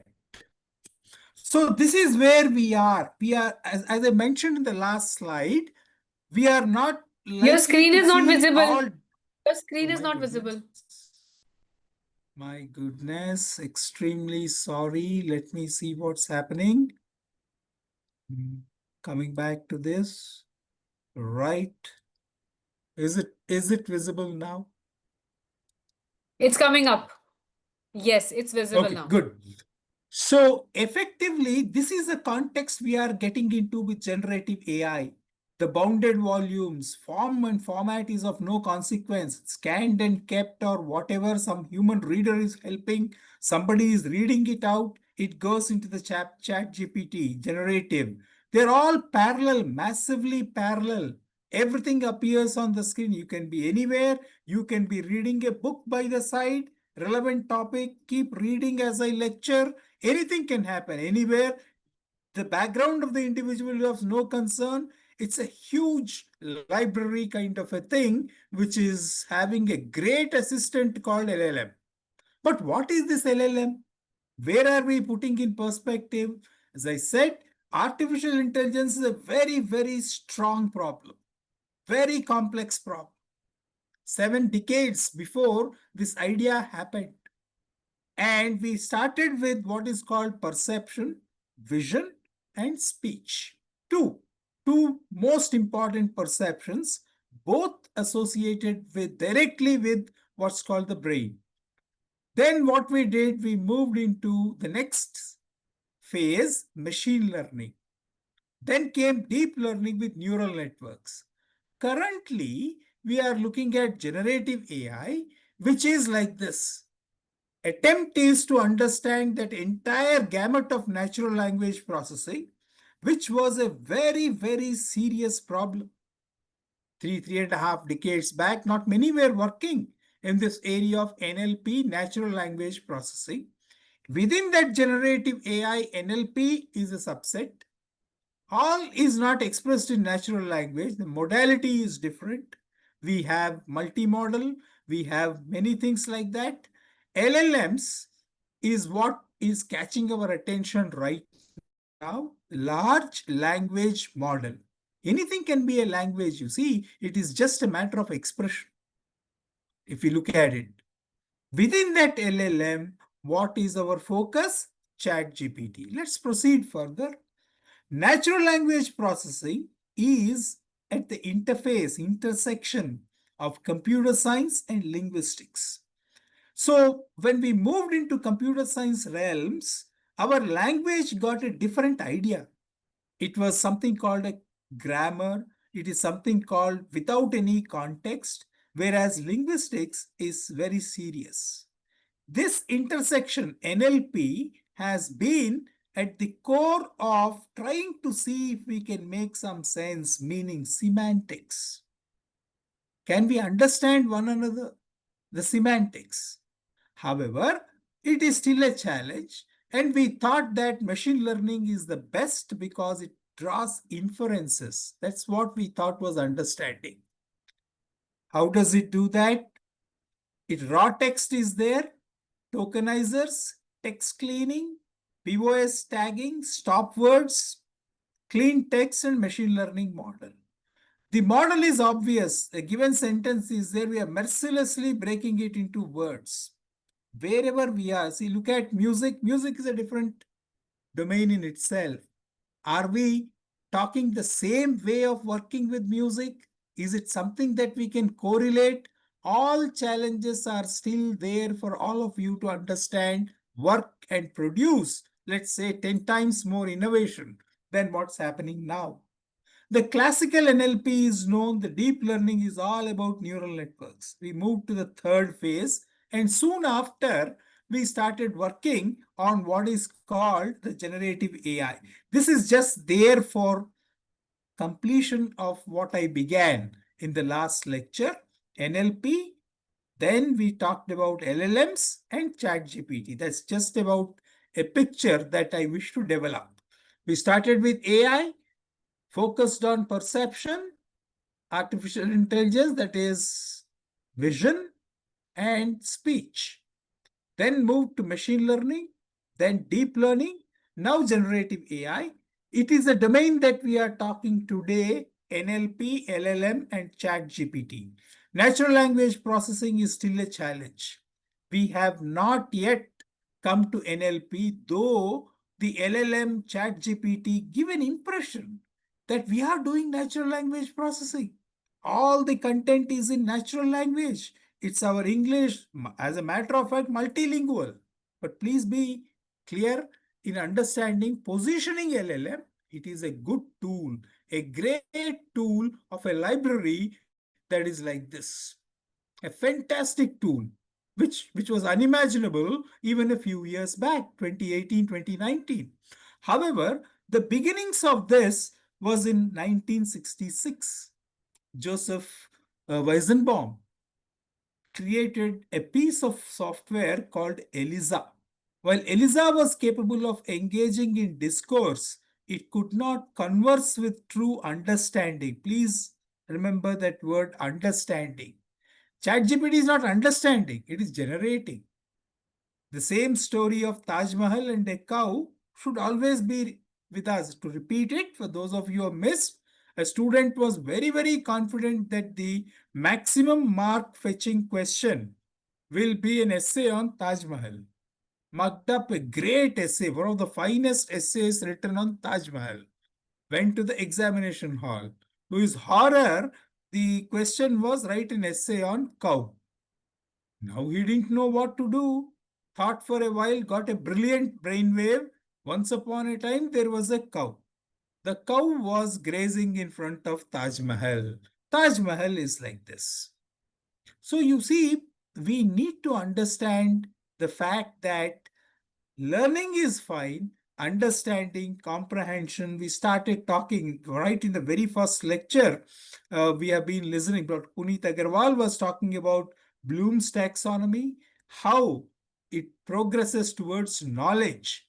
So we have to position our exercise of LLM and ChatGPT in a perspective that tells us that world is not even a limit, perhaps. It's something wherever the data, whichever form the data is generated, in whatever manner, which is the source, what is generating is of no consequence to me. The LLM is doing a great job of generating answers which are brilliantly cogent up to the point, and all of us are seeing its usage across virtually every domain. We talk about 30 different disciplines. Many early users were convinced of Eliza's intelligence and understanding, despite Weizenbaum's insistence to the contrary. Weizenbaum, who created this program, was always cautioning, please do not believe that it is all intelligence and understanding. But many people get that impression that it is highly intelligent. It is understanding what is happening. That's how the experience was. It's again a good researcher, Joseph Weizenbaum, who was writing on what he created as a topic. Please see, it's an old rudimentary text-based screen. You can't even write a complete alphabet as an alphabet. It is not a GUI interface, not a graphical card, but that's ELIZA. It was created in 1966. And many people who were interacting with this ELIZA were obviously going away with an impression, much to the violation of the observations by its creator, that is both intelligent and understanding. 2005, Schizen, an automatic CS paper generator. 3 MIT students fooled the world of scientific journals. They created an automatic paper generator in computer science. Nature created an article in 2021. Hundreds of gibberish papers still lurk in the scientific literature. Please understand, this is exactly what is happening with LLM. Unless you know how to go back to the foundations, you may not be in a position to ascertain for yourself that what you got out as a Ziffy from the generative AI is correct, accurate, full of intelligence. How will you conclude? It's useful, but like any typical way of automated generation of content, we should always be there to apply our own way of looking at it, contextualize and use it. Otherwise, we cannot rule out all these. It's just an academician's way of positioning what is happening in ChatGPT. After the ChatGPT does the wonder in 30 major disciplines that are impacting you and I every day. 30 major disciplines. That's a wonderful output you will get for a few keywords, which are in the process of making you think of a question. As you write, as you think of the question, the output comes in a flash. Useful, extremely useful. But what is the hazard in that? The hazard is this. You can write a paper that has no human input. You can produce gibberish papers. 2017, Google revolutionized text generation. This is what I was mentioning last time also, that I was there with the Google Developer Days in Bangalore. Google introduced Transformer, which rapidly became state-of-the-art approach to solve most NLP, by far the best in the natural language processing idea. So I would still think that In the generative AI, NLP forms a major chunk. The ideas of natural language processing form a major chunk of work. OpenAI is the way in which generative pre-trained transformer GPT, chat GPT, is stemming from generative pre-trained transformer model. As the name suggests, reposes transformer. Automatically, we were thinking that what we were doing is transformational because the tool is called transformer. When the tool was being generated in the making, the Google people called it transformer. But then it is hoping that we'll become transformative. Language and recognition, lot of statistics, handwriting recognition, speech recognition, image recognition, reading comprehension. Somewhere around 2020, we are getting a feeling that there will be language understanding, the feeble beginning. Otherwise, what we have been doing from 2000 to 20, forget about 1955 to till now, from 2000 to 2020, the 20 years, 2 decades, we were only doing recognition, handwriting recognition, speech recognition, image recognition, reading comprehension, and then language understanding. How did that language understanding begin with? We began with what Google termed transformer in 2017. Until then, we were not at all doing anything called progress towards understanding. We were only recognizing. A for apple. Anybody can parrot it. B for Bombay. Anybody can parrot it. However, did we understand what is an apple? Not necessarily. Not at all necessary. That apple is a fruit. Apple has a story that can be narrated and connected to Isaac Newton. No, we didn't understand it like that. A for apple. Recognition. Even a child will tell that. Tell A, apple. B, bat. It comes. So we were a far cry from what we thought will be understanding. However, we found some hope by 2020 that maybe we will facilitate some understanding because of the learnings that happened earlier on from 1955. Otherwise, recognition, optical character recognition, speech recognition, image recognition, all these put together recognition, we can recognize. But did we understand? That's something which we'll have to look into.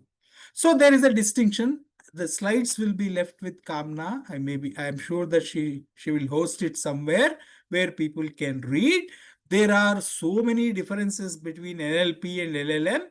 LLM is a proper subset of NLP. Still, the natural language processing is something that is so advanced. We still do not know. As we keep talking, the human brain is capable of doing so many things concurrently. It's a massively parallel exercise. But then we don't have that many ways of expressing simultaneously. The mouth is only one. You will have to sequentialize. Speech will have to sequentialize. But then there are ways and means. The elegance of linguistics is such, as I mentioned in the earlier slide, the elegance of linguistics is such that up to 10 concurrent threads or maybe more, up to 10 definitely can be expressed in a sequential statement. One statement is enough to communicate 12 different parallel ideas that are happening, 10 most certainly in my head. That is the power of linguistics, which we are still not yet exploring. We'll have to still think. Some people tell music will get better power. All these we'll talk later. Types of language models. Language modeling is not happening yesterday. It is just that the rudimentary machines made us go for context-free grammars. Machines have advanced. Processing power has advanced. Therefore, we are seeing more language models. Statistical language models, pre-trained language models, large language models, neural language models, transformer language models. So whatever we called transformer should be 2 levels above what is called LLM. To qualify it as a transformer, just about beginning to understand. Therefore, we are very truthful to what we are doing. It is generative. Large language model gave us the first confidence that yes, we can generate.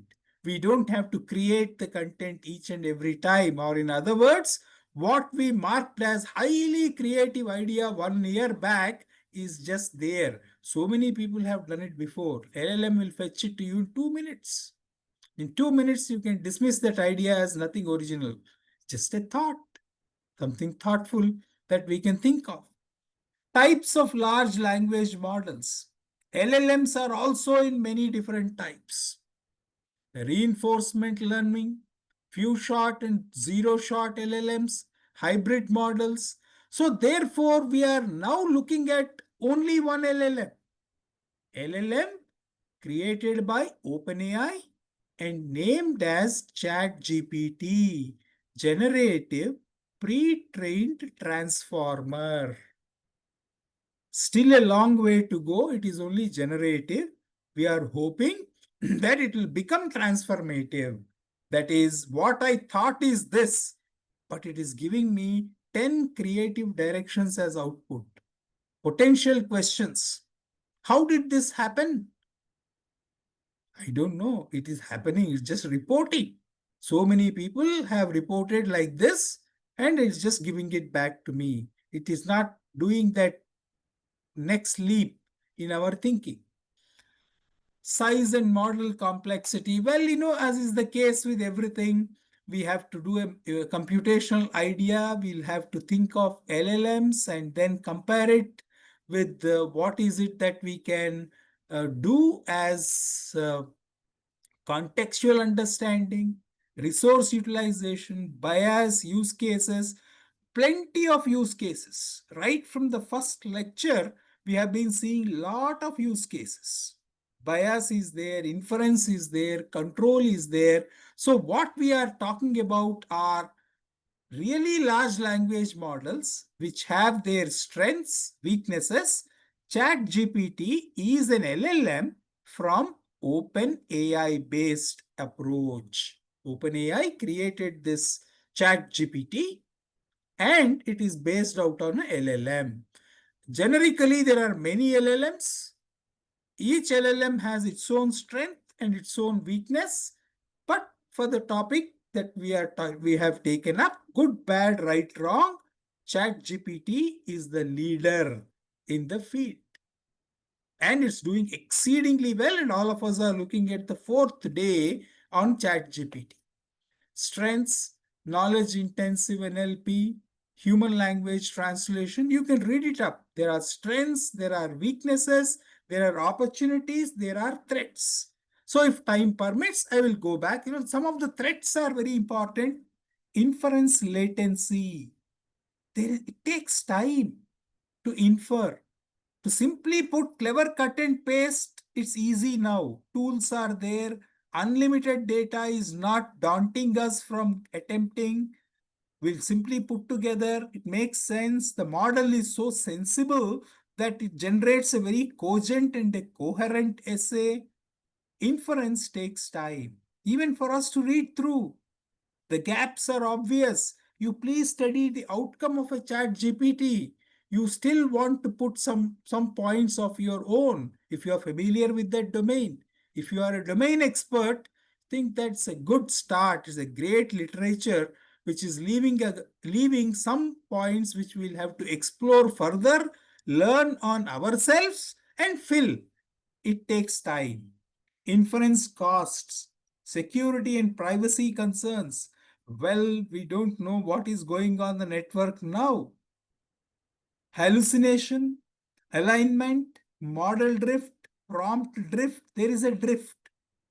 It drifts. The model dictates. There's a golden rule. A decade and a half before we were working on these models, the common statement which we all used to share on creating a model to work with, all models are wrong. That is the premise with which we start. Some models are useful. LLM is exceedingly useful. Chat GPT from OpenAI is extremely useful. The best of the lot so far. We can easily say that. And it's impacting how many? 30 domains of what we are doing every day. That's a huge impact. The architecture, which is borrowed from Google, it's called transformer. Google called this transformer. I'm not planning to do so much of lecturing on this. However, typical lectures on this topic will budget about 3 to 4 lecture hours on transformer architecture, how it does. It's for the records. So what is it that we are talking about is output probabilities. This is what we are good at now. What are the probable alternatives? And pick one. That model is exceedingly good on making those probabilities shine. Very likely answer. Is the sun going to rise tomorrow? Probability says yes. That's all we can do. So what is it that we are talking about? Building probabilities in potentially, let's say, thousands of alternatives. It is quickly deciding this is the most probable answer. Cow is blue in color. Can cow be blue in color is the prompt. Please try it out in your chat GPT. Write an essay on blue cows. What will it tell? It will tell so many things. Blue cows are rare. Cow and blue color do not go together. Same idea, same point, but it's not conclusive, but highly probable that you are looking at something else. Not likely to happen. You'll get a feeling, but it's not conclusive. It's inferential to the best. What are transformers? Generative. Generative based on what? Deep learning. Why deep learning? Neural networks is a very good mathematical model. It is not necessarily so very elaborate, a simple idea which appeals to what you and I think we are doing with the brain. There are neurons, connected neurons, and we are doing it. Appeals to what is happening. But did it cover all neurons that are firing? By the time I decided to speak, I might be using only, let's say, 20% of all the neurons that have gone behind in making the thought happen before speaking. That's all we can tell. We're not using the entire neurons that were fired by a thought. So we are still a long way off. But it is called a transformer. It's a good effort. I met the team. They were working on it. Google Developer Days. Just beginning of that 2017 kind of a thing. It was very nice to see that happening in the making out of Google. And now it is virtually catching our attention. Wherever we go, they are talking about this. The autoregressive concept means that output of a model, such as the prediction of a word, the terminology is associated with what is called a transformer. At least 3 to 5 lectures should be there on transformer to understand what it is. You see, it can take anything, music, image, text, others. Anything can happen. Recommends, movies, books, flight destination, drug discovery. Anything can happen. Such is the power. At that time, I didn't visualize, but then people were really serious that it will happen. OpenAI's GPT will happen. It is happening. Encoder, decoder based, the many transformer models, as I said, we are talking about what is called the one that is governing our chat GPT. It's a decoder based. GPT-2, GPT-3 are decoder based. Even if it is something which is happening as an encoded text, this particular transformer is able to decode for us, used for tasks that require text generation. It is written in some notation. It is written in some style. Each one has a different way of describing the same thing. Let's say, ages back we were talking, even in programming, write a C program to multiply three-dimensional matrices. Each one will generate a different program to solve the same problem. It's not the same line, same sequence, same syntax. Writing an essay, we have a characteristic way of writing. Either it is the Bloom or GPT-2, GPT-3, it's a decoder-based idea.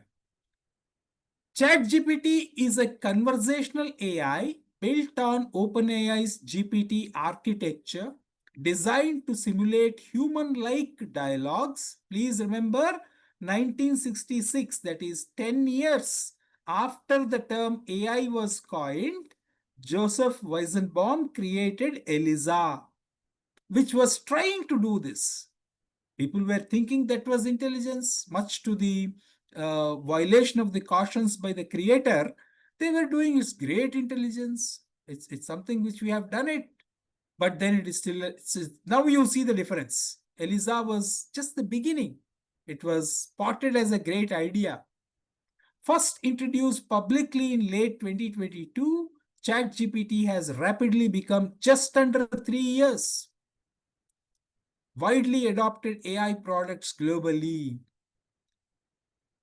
18, it was GPT-1, introduced by OpenAI, 117 million parameters. How many parameters are there in this LLM? 117 million parameters. I still remember during the statistical modeling, 30 parameters is a big ask. It was genetic algorithm. 30 parameters is a very huge model to work with. Now in 2018, what is the thing? 117 million parameters. That means that LLM is so fantastic as a model and so fast. Nothing is daunting us. The seemingly infinite data, the multi-model representation of whatever human endeavor is, in terms of painting, in terms of this, whatever it is, 117 million parameters is not a joke. And it is happening in a split second. How much computing power? Even now I am worried about the bandwidth conservation, but then I will still venture once again to see if I can make the video come up. Let me see what happens. If it is coming up, it will be good. Video is on, I think. And am I still sharing the screen? Hello?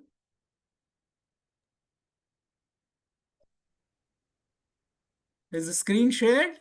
Yes, screen is shared. You are Okay. also visible. Thank you. Yeah. Thank you. Thank you so much. Let us see what happens. We'll do that experiment. So now you see, we are talking about a way in which we are moving across such a huge model. 117 million parameters is not a joke. What happened? Okay. Okay. ChatGPT 2, 1.5 billion parameters. See how much of improvement.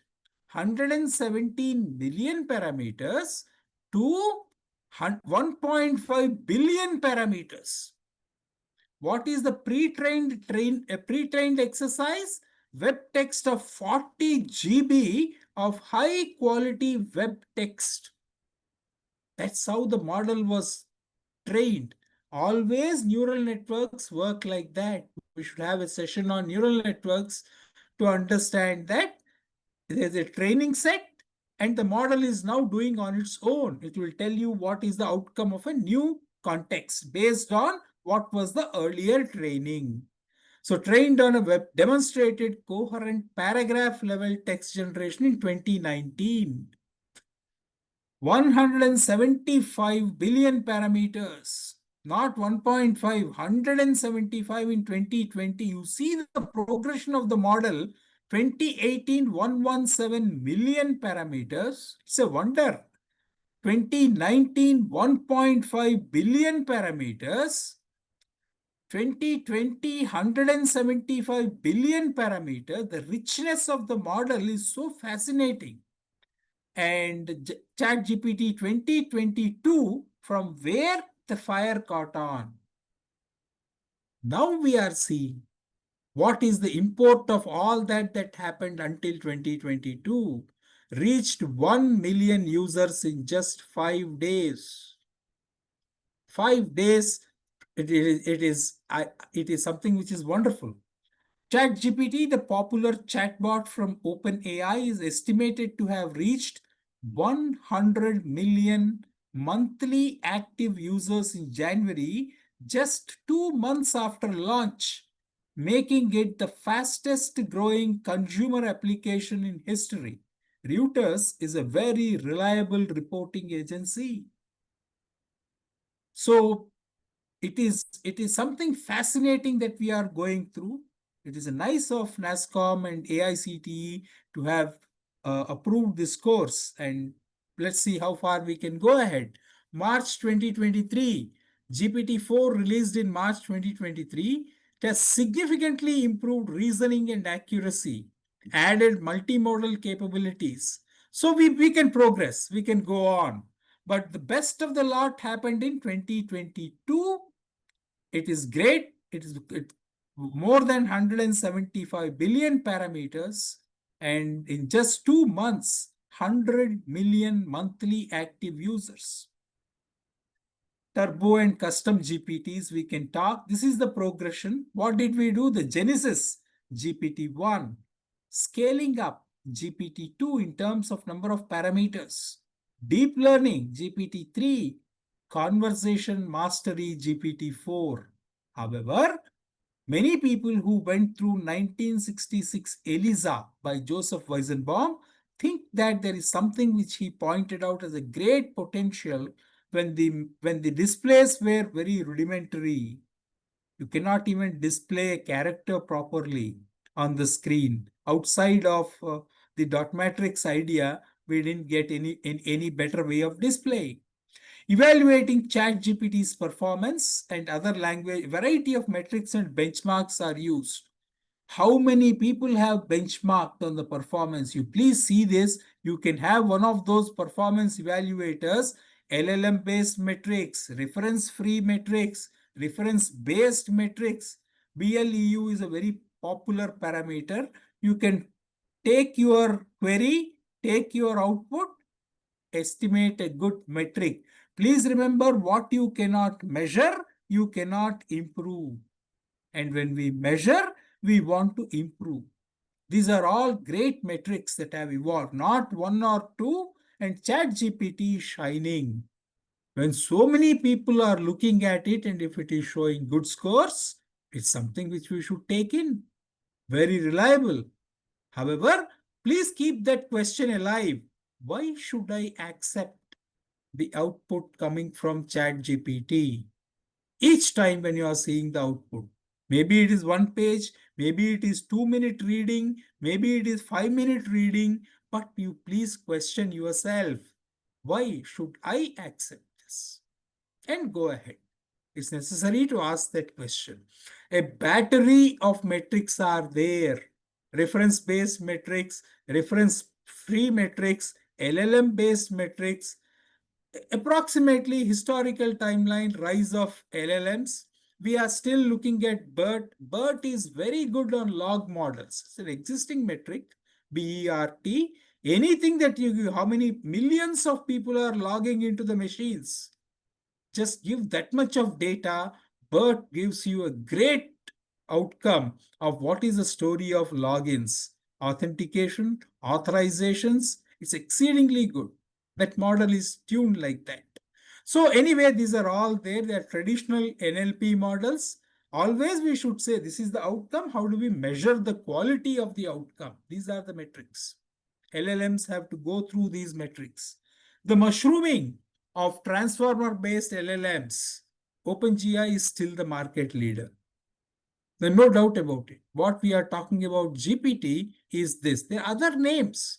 The same idea, the same thing that we are talking, generative AI, is found through Google, PAML, Lambda, OptML, Cloudy, Ernie, Bloom, Pangu, Megatron, But then it so happens that we are talking about GPT.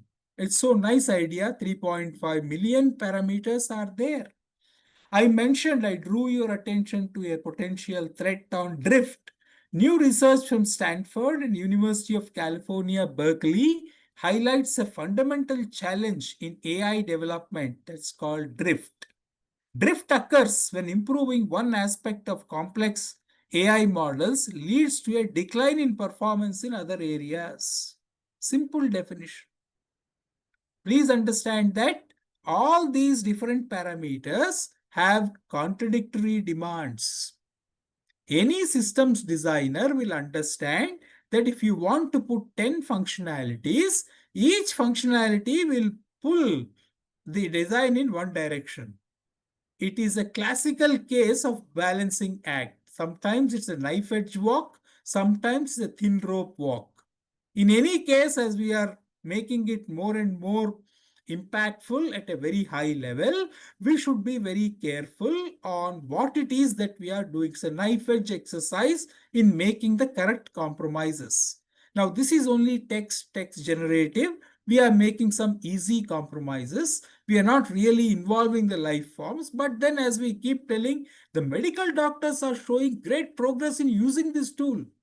But they have native expertise. They are not medical doctors through ChatGPT. They are medical doctors through the dint of experience, dint of hard grind of experience, making use of this tool called GPT. You please give it to that medical doctor, the output, they will tell you what it is from their perspective. So please ask yourself that question, why am I accepting this many lines of text generated? Then proceed. First, we must have a problem to solve. And we should understand when a solution arises, it is a solution. A classical statement that we make is, for somebody who does not know where he or she wants to go, any road is okay. So if you have a problem defined, half of the exercise is done. A typical researcher always says the same. A problem well defined is half solved. Old idea. So you please approach this tool. Fantastic tool, billions of parameters, unimaginable model, which we are talking. It all happens in a jiffy across the networks. So what we are really doing is have a problem. If you know how to define the problem, there's nothing like it. Let's see how to do that. So there are commercial APIs. You can have it as an application programming interface. That's what we are doing most of the time. Most web browsers will now come with a plugin. You don't have to. As a matter of fact, it is happening now. You just punch into the Google bar, automatically the first set of results are generated by a ChatGPT. Generative AI. It's all just automatically done, plugins.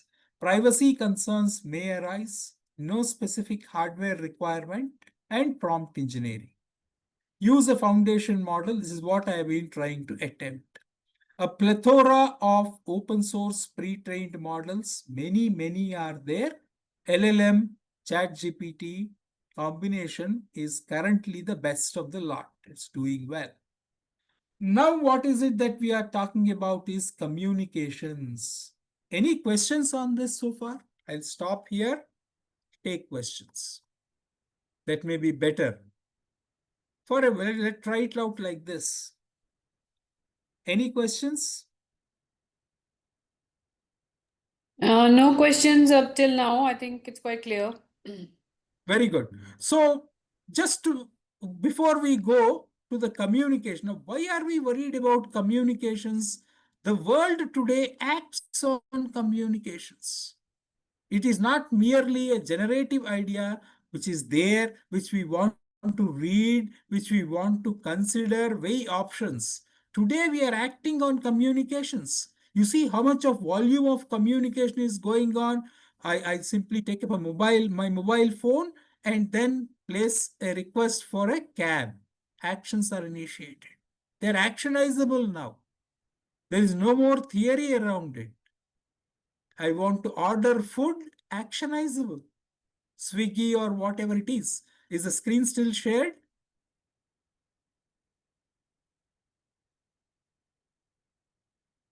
Hello? The screen is not shared as yet? It is quite visible. Your screen is Okay. visible. Okay, very good, very good. So communications, that is when it is a communication. This is what we are talking about is more like writing up some prompts, see what it is coming. The corpus of data in any form is no more a concern. Computational power, no more what is the computational power we are talking about? Toying around with billions of parameters. Million is all over. Billions of parameters. Each parameter is a dimension in itself. That was the programming challenge we had. With 30 parameters, it was something that was occupying us day in and day out. So we have now come to an understanding that it's so fascinating in all dimensions for the research, for analysis, simply to challenge your mind. It's a great idea to talk about. So communications. Why is communications different from simple conversation? Communications can lead to actions. They are actionizable. So if a Gen AI is generating a communication, it is actionizable. How safe or how risky are we positioned? Let's see what it is all about. A scene of interest, 360 degrees camera, raw frames, local computer for processing, encoded ERP frames through wired wireless network, public edge media served for transmission. This is something which I was using for some time as scene analysis. Everywhere we go, we are seeing surveillance cameras. How do we generate a 360-degree camera? Can we position the camera properly? So we need some processing power, a model that will tell me how to generate that 360 degrees view. And how is it getting transmitted, whether we like it or not? The communication systems are doing the same. It has to chop it into raw frames, send it through computer processing, encoded, public edge media server for transmission. It receives, transmission tower receives, and then at some point in time, virtual reality using weaving 360 degrees scenes. So the frames are coming. You need a headset to put all those frames together and then work on it. I was very fortunate to get an opportunity to work on the handicrafts. Dr. Santosh Babu, IAS, who was the chairman and managing director of the Tamil Nadu Handicrafts. He was there at that time. He brought in the idea of augmented reality and virtual reality. We are talking about it, immersive learning technology. There are sessions on that. You have gone through that. So what were we using? We were using it as a virtual showroom. It's just a virtual reality. The artifact can be anywhere, but it'll give you a feeling that the artifact is like that. You can turn, you can rotate, you can see, you can virtually have a feel for that artifact. So we were trying to build it. It was a nice exercise, piloted, and then it went into operations up to some time. People changed, and we also moved out of that committee. But it was a good exercise to pilot it. Several years back, use of generative AI for executive communications. They're actionable. How many people are using? Gartner says the same. Senior communication leaders are using generative AI, 16%. We are piloting the use of generative AI, 48%. We are investing 31%. We have no plans to use generative AI. So you see those who are piloting and currently using, 64% of senior business communication people are using Gen AI, ChatGPT. Other executive leaders, 35% of them are using. So it's operational. The generative AI, all these ChatGPT and others have gone operational into communications. The distinction that communication has is actionizable. That's a terminology which we have been using. Immersive communications, that's what I was describing. You see how much of background processing goes on before you reconstruct a scene with the virtual reality equipment, VR with HMD, the left bottom corner, that is the time when everything is coming together in a headset. We strongly believe that that is how we are seeing things in our mind. Our mind can imagine many things. But what is that processing that mind is doing? Maybe the headset. It is getting frames, it is rotating, turning, making things move, and then we are seeing the real imagery. The 360-degree camera, an onboard computer, aeroplanes are flying, unmanned aerial vehicles, drones are happening. They're all capturing images. The Google Maps captures images at a frantic speed, assimilates. As you drive the car at something like 80 kilometers per hour, the map is still working. Where in a car? It's not a supercomputer. It is just working. The map is telling you where it is, where the traffic is congested, what are the alternative routes, at what speed. 80 kilometers per hour. Even more than that, it will tell the same.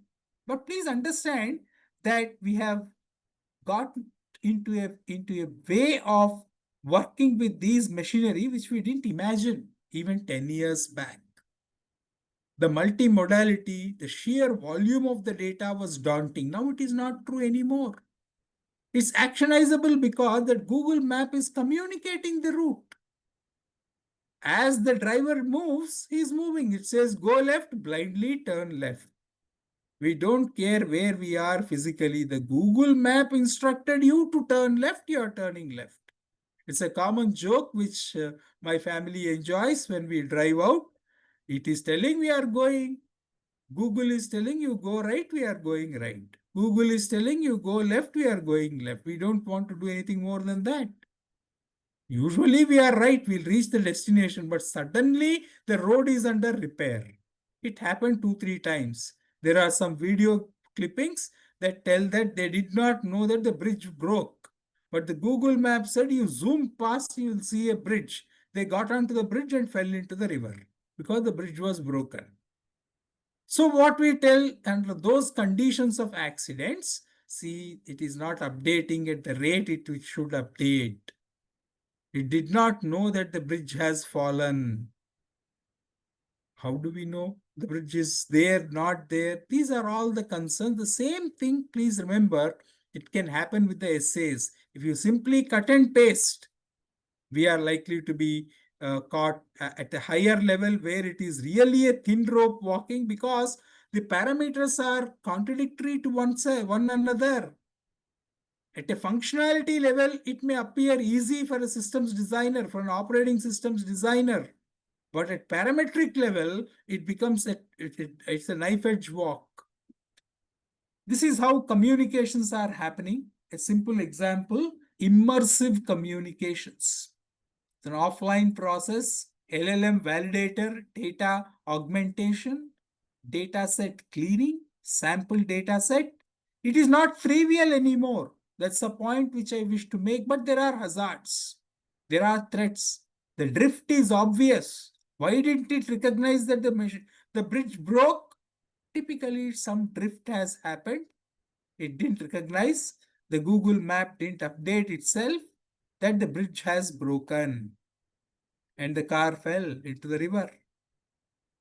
Once or twice it did happen. That bridge, the entire exercise was happening and we got stuck in a no man's land. But we can reverse and come back. We are just doing a holiday driving. LLM code generator, LLM description generator, these things can happen because we are acting on communications. Communications will be actionable. Objects annotating, web servers, media servers. Remember how much of processing power we have been hoping to get, and what we got is still making us think we need more. Edge cloud servers, everything is there. We want more and more. Presentations, is Gen AI the new PowerPoint? Dr. Gopal, we One have a is, couple of questions before we move on yes, to good. Very good. Very good. So Sonali has a question. What are the biggest challenges in building chatbots that can handle open domain conversations naturally? One is that idea called natural. Whatever you are talking natural, we are nowhere near. Anything that we are sending across a channel is abstracting the source and the receiver. Both of them are abstracted first. What we are talking is going across the channel is dictated by the channel properties. Today, we are telling that the channel properties are of no consequence. It is great, except that who is the person who said it, who is the person who heard it, are abstracted. Biggest challenge. Natural conversation is banking on who said it, who heard it. That is abstracted. Then comes the next one. The properties of the channel, whether we like it or not, are expected to be in adherence to what is called the information theory. That is, we make sense out of it. Hello? Hello? Yes. Yes. Okay. So I think there was a crosstalk somewhere. So what's happening is the source and the receiver, the sender and the receiver need not be known. But that's the first requirement in conversation. Who is conversing with whom? Makes sense. Then the next one, as I said, was we will have to still be true to the communication channel. Otherwise, we cannot rule out the garbage in, garbage out without any verification. If we do not know any bounds on what is happening on the channel, how will you know whether it is correct or wrong? Whether what I said is going? In other words, we want all these exercises to be safe, secure, and reliable. Otherwise, why will you use it? Then comes the third challenge. 3.5 billion parameters is not enough to understand language. We are nowhere near linguistics. Conversation banks on linguistics. If we do not understand linguistics, we are not doing conversation. Top 3 challenges. Does it answer your question, Sonali? You can speak. Hello? Or you can put it in the chat. Sonali can mention in the chat. There is a Okay. couple of more questions that she has. Yes, She's I've seen typing. that. Yes. Yeah. She has a Okay, couple of okay. more questions. I will just read it out. What are the limitations of current transformer-based architectures like GPT or BERT for dialogue management? And maybe I'll say the next one also. Maybe they are connected. Can you throw some light on open source chatbot technology? I suppose the second question is easily answered by simply going back to one of my slides after screen sharing. I will share the screen again and go back to my presentation, go full screen and move back. You see, these are the alternatives. We need a model. Google, OpenAI, Anthropic, Microsoft, privacy concerns may arise. There are so many models. You see, this many models are there. Currently, OpenAI is a market leader and its brand is GPT. There are many, some of them are open in this. NVIDIA, it's open. So I hope this answers the second question easily. The other question that you have put in the chat is something which I am looking at again. What are the limitations of current transformer-based architectures for dialogue management? And then she's saying, what would be a good research problem statement for a student starting in chatbot technology? Very good. That's nice. I'll come to the question here. What are all the limitations? There is a SWOT analysis page, Yes. large language models. This is the SWOT analysis. I like to talk like this on many topics related to technology. Feels good. It has its strengths, which we are listening to. It has its weaknesses, unstructured input, data productivity suits, data discovery. How will it discover? Maybe, one paper written in December 1955 has a direct answer to your question. Undisputable, well established. Science is like that. Well established. So as we keep talking, the literature survey is never complete. But we say reasonable literature survey has done. The same thing holds good for ChatGPT. Will it be able to tell me what is the next research problem? Very difficult now.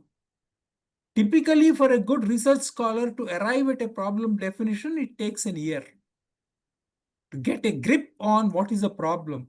And unless you have a problem, you don't see a solution which is impactful. In other words, having a well-defined problem is half solved. Arriving at a well-defined problem takes time. We don't see the ChatGPT doing it for us. It is not defining problems. It is telling us that the corpus of data in any model which can be accessed in a jiffy because of the supremely fascinating computing power, multiple computers, parallel processing, multiple thread, millions of activities, and bandwidth may be a bit of a concern like what we are experiencing now, but still the ChatGPT is good. Online, this talk is going through an analysis which we didn't expect. Whatever we are doing now on this is on the YouTube. As the YouTube lecture is going on, analytics are already generated. It's something which we'll have to look into. Weaknesses, opportunities, threats, inference. So the threats are always there, the drift which I have described. Does it answer the questions, Sonali?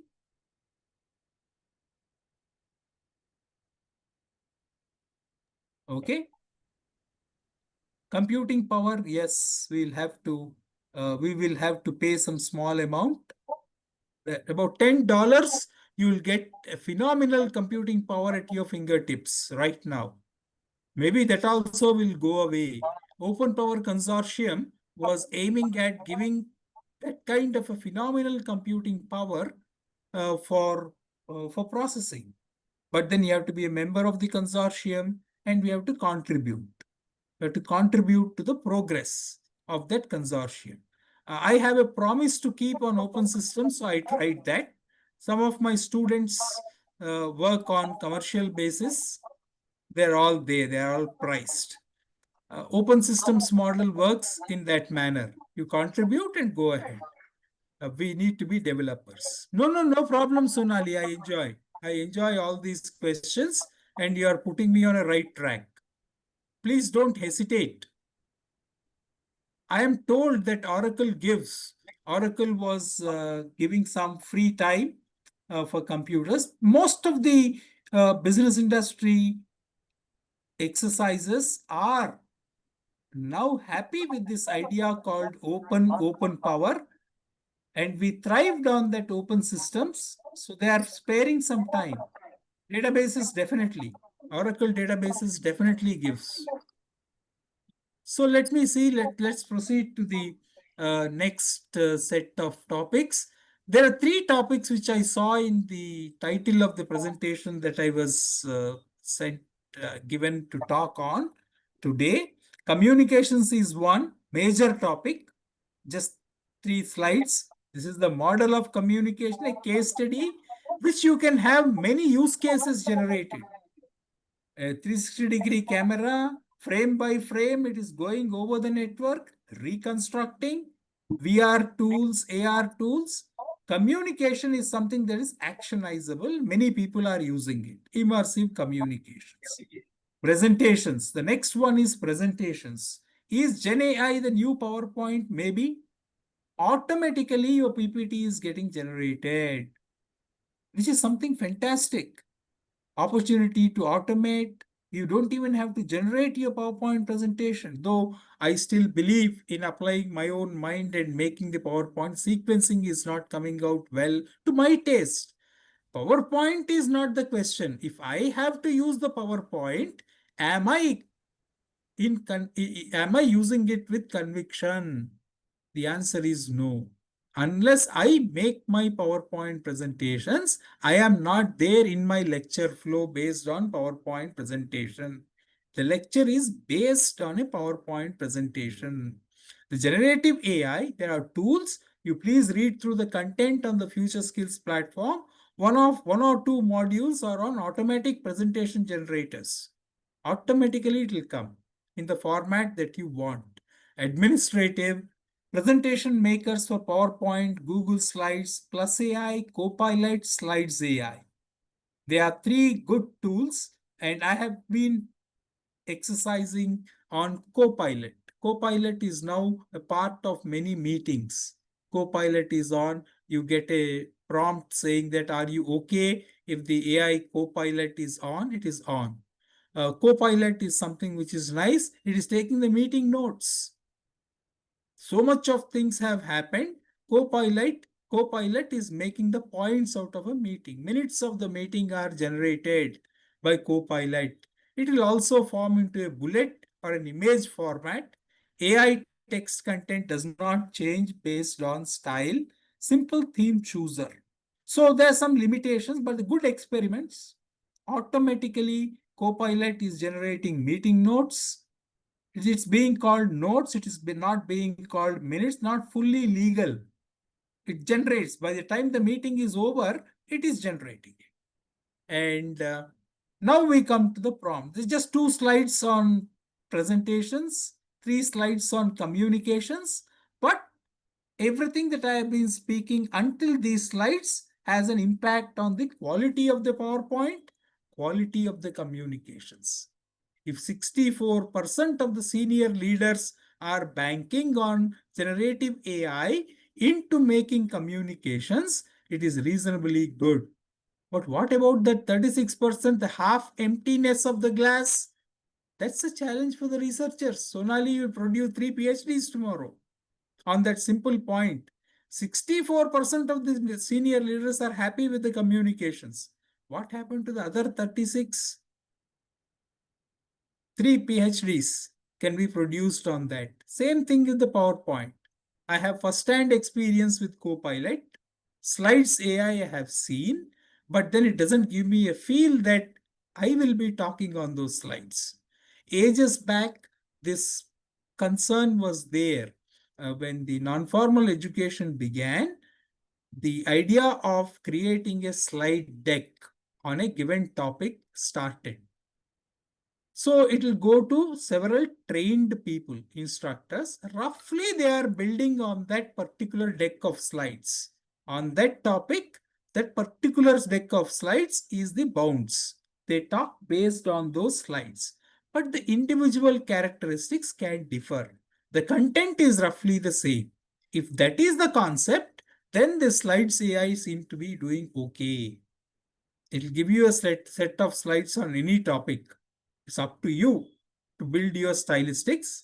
Some of them tend to be a bit awkward. You think it's not fitting into the title, but you have to manage that. Prompts. Prompt is something that is not so new to us. Command line interfaces, even the earlier talk I was talking about it. Command line interfaces implode one to remember the commands. What is the trouble with CLIs? You have to remember the command exactly. One letter this side, that side, it will do something which you did not think it will do. Unimaginable errors will happen. You have to remember the command correctly, and these commands have weird spellings. So for example, in the case of Unix, we had a command called creat. It's not create, it is creat, C-R-E-A-T. And because the E is missing, it becomes something which is a totally different term. Nobody understands what it is. It's creat. It is useful for a command like that. So there are so many such commands. RM is remove. RM can be remake. Why not? So these are certain ambiguities, the difficulties. In other words, command line interfaces draw a lot of human attention.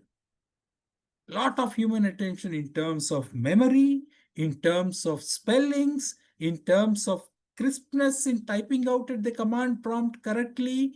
All these things are still a load on the human. We came a long way. I was working on POSIX standards. There were 13 user groups at a time when I was working early 90s, and we had the IEEE POSIX standard document given to us. Few pages could be photocopied at that time. Now I think the entire book is there.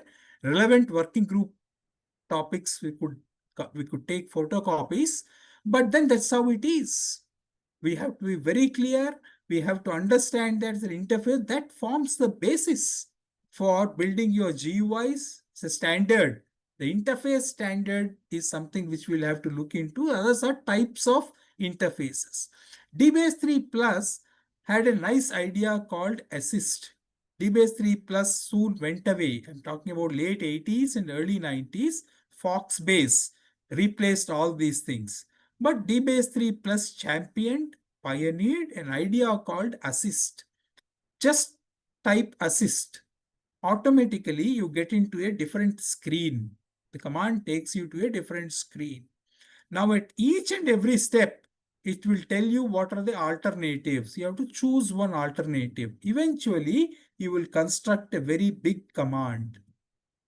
Another way of prompting. Database is not, there's a prompt. It's just a prompt idea that tells how to build prompts. The reason why I'm talking is the ideas are there. The most effective, the most efficient use is happening now. 7 decades of progress in this topic is something which has taught us very stern lessons. We have learned well from those lessons. So today we are able to build something called prompt and cascading prompts engineering. Then came the GUIs, visual programming paradigm, graphical user interfaces. Windows championed GUIs, and today we are stuck with GUIs, standard elements wherever we go. Visual programming paradigm, usability engineering. Give me an interface design, I will tell you how usable it is.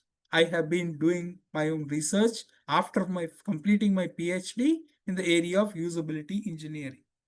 So user prompts to generative AI to AI generated response, going back into the knowledge database, conversation history, contextual information. It builds, it builds, it builds. It's a cycle. AI generated response goes into the conversation history. It is captured. It builds, it builds, it builds, it refines. That's the power of a model. The model tells how it will learn. That's a case of learning. It will refine, refine, refine. As more and more people use, in 6 months, it was 100 million users of ChatGPT, still the market leader. Refined, refined, refined. It comes out with correct answers. Why our prompts matter when engaging with ChatGPT? As the likes of ChatGPT have grown in popularity, so too have discussions about its impact on the workplace. With the new technology, it's likely that new jobs will emerge that capitalize on the new capabilities. So we are talking about new capabilities. We talk positive about technology, whether we like it or not. Technology has transformed the entire way in which we live, we work, and then we progress. There's no choice on that. It has been a change agent. Technology has been a change agent. How to deploy it correctly to transform ourselves is a question. New capabilities, new competencies, and we have a new role called a prompt engineer emerging. Did you give the right prompt? Did you give the correct prompt to make an optimal answer happen? A role called, a capability called prompt engineer. Please throw back into your own minds what was happening when Google was beginning to happen. When Netscape was there, Netscape Navigator was another browser. Google Chrome is now almost dominating everywhere. Netscape Navigator was there, Mosaic was there. It was a good exercise to compare what happens if I give these words into the search window on Netscape. What happens if I give this onto Mosaic? What happens if I give it to on Google? Now, market forces were such that today we don't talk about Netscape Navigator. We don't talk about Mosaic. Did you Google everything? Yes, we Googled everything. Nothing wrong with Google, because any search engine is like that. All models are wrong. Some models are useful. So how useful it is for you, you will have to decide. Therefore, every organization is likely to build new capabilities. New roles, new job roles will emerge, like prompt engineer. So are we giving the right prompts? Research from University of Southern California Viterb School of Engineering explores how we can construct prompts that get the right kind of answer, with the paper highlighting the importance of interacting appropriately if we want feedback that is robust and reliable. We demonstrate that even minor prompt variations can change a considerable proportion of predictions. Researchers first looked on how asking for responses. It's a good research topic, Sonali, for you to explore on Indian conditions. If you can create something for Indian conditions, the content in multimodal, multilingual, it will be a very good research proposition. Then they examine small changes to the prompts. A small change, one letter change. You can see how the content varies. There are sensitive topics to talk about, testbed jailbreaks, tricks to get around filters when dealing with sensitive topics. But how will a typical individual conclude whether to go ahead or not? That you will know only when somebody goes ahead and risks. Otherwise, we don't know. ChatGPT is like this model is like this. It's correct, it's good. Generative, therefore, my submission is that institutions will build more capabilities, new capabilities which we did not think of even 3 years before. And such capability will be necessary at a rapid pace. We are looking at so many people who are aware of these things all of a sudden. Make use of technology as a business change. And it must happen. Garbage in, garbage out, this I have mentioned. So how do we convert it into attentive inputs to precise outputs? What is garbage in, garbage out is understood. That is still true. Why, what, and how? How will you decide quickly? As ChatGPT is throwing out everything in few seconds, few minutes. How will you decide whether you can go ahead or not? It's up to you. It's a new capability. It's a demand on new capability. The SWOT analysis slide, which I showed, which is what I normally like to do with technology. If everything is fully advantageous or fully disadvantageous, you and I are of no consequence. Only when something is having a good number of advantages, good number of disadvantages, the human will shine by leveraging that tool to the advantages. That is a human advancement which we have to envisage using technology. So that is where we are talking about how to be confident on that technology. The structure of an AI prompt, we are still worried that the prompt needs a structure. A format is necessary, a reference is necessary, a request is necessary, a framing of the prompt is necessary. This is Don Norman's group. Jacob Nielsen and Norman, they got together. They were the pioneers in usability engineering. And it's nice to know that they have come out with a framework. The AI prompt still has a structure. We have not gotten out of structure. Without structuring, we are not able to do much. The human mind is exceedingly good when things are structured. When things are totally abstract, we are not able to get focused enough to actionize. That's the difference. There are a good number of people who revel in abstractions. I've had a personal experience, first-hand experience of a space that we didn't think is possible from what we started with on the desk. A space that can be imagined, a multi-dimensional space can be imagined. That's power of abstraction, no dispute. But then what we are talking about are actionizable. For that to get into action, we need a structure. 12 chat GPT prompt techniques, direct instruction, multiple turn conversation. All these things are prompting techniques. So we'll have a prompt engineer, a short certificate course on prompt engineering, prompt design and development is necessary. No dispute on it. How much that fellow will earn, what is the growth prospect, that's not my concern, but I can tell that this is necessary. Otherwise, the content that is coming out of all these billions of parameters will still have 3 question marks at the end. Do you believe it is correct? Do you want to actionize? If you want to actionize, at what level? Will you talk to your president to do this or not? These are all the concerns.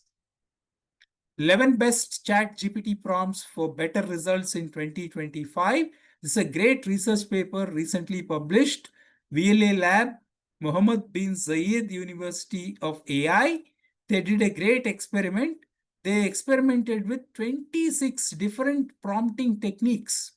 Recently published, still in the archives. It's still not yet out in the print. Those of us who are alert on these topics, we get to know this. Very recently, it was uploaded on the archives, and very soon it will appear in some learned journal, which I will not mention right now. This is the preprint version that I was fortunate to read, and improved response quality, factually correct. We are still alert on that. That's how it is. Principled instructions are all you need for questioning. LLMA half 1.1 or 2, GPT 3.5 or 4. Please remember the title. It's a great title in itself. Principled instructions are all you need for questioning. It is not randomized prompt. We should have some principles governing. Human without principle, explain the concept of climate change and its potential effects on the environment in one short paragraph. Not happy with ChatGPT answer. Human with principle, the prompt is very nicely structured and the answer shows a remarkable improvement in the quality. You can read this slide later. Like this, we can construct. Application security, Open Worldwide Application Security Project, OWASP, is a non-profit foundation that works to improve the security of software. Top 10 LLM applications. OWASP Top 10 LLM Application Project aims to educate developers, designers, architects, managers, and organizations about the potential security risks when deploying and managing LLMs. There are security risks. So we need prompt engineering to ensure safe, secure, and reliable work on ChatGPT. I'm almost coming to the end, Kamna. Automated prompt engineering assistant. These are all happening. We are still looking at how to give the prompt, but the latest cutting edge technology is to have automated prompt engineering. Is this prompt quality good? It will tell you a metric. Point 3, the question quality is like this. So prompt engineering, query crafting, chain of thought. Puneet Agarwal was talking how to chain the thoughts. Chain of thought, popular technique consisting guiding LLMs, prompt chaining in AI systems, formal verification. This is necessary. Otherwise, we are not confident about what the generative AI is giving to go ahead and use any beyond a typical knowledge pursuit or advanced search engine level. Hoping to become transformative, we need to mature this. I mentioned this, I used this slide earlier on also. Thank you. And this is the last slide which I would like to retain. Aware, we are only aware. We're beginning to explore. That is the position we are today. Beginning to explore. We should become operational. We are fully not operational. We should become integrated, autonomous, and then transformative. But then at the very beginning, the tool was called a transformer. We are aiming to go to that. It's a far-sighted idea. From 2017, 8 years, we are at aware and beginning to explore. Another 15 years, we may talk transformative. Thank you. Right. Thank you so much, Dr. Gopal. That was a very in-depth and informative session. Thank you so much. Thank you to you, and thank you to all the participants for joining in. We will again reconvene tomorrow at 6 p.m. for the next sessions. So I'll request everyone to be on time. Please note that Zoom is noting your attendance, and attendance is compulsory if you want to take the assessment and to get the certificate from AICT. So please make sure that you attend the sessions. Thank you so much. Thank you, Dr. Gopal. Thank you so much. We'll close now. Dr. Gopal? Hello? I think you're frozen. Right. Okay. Thank you.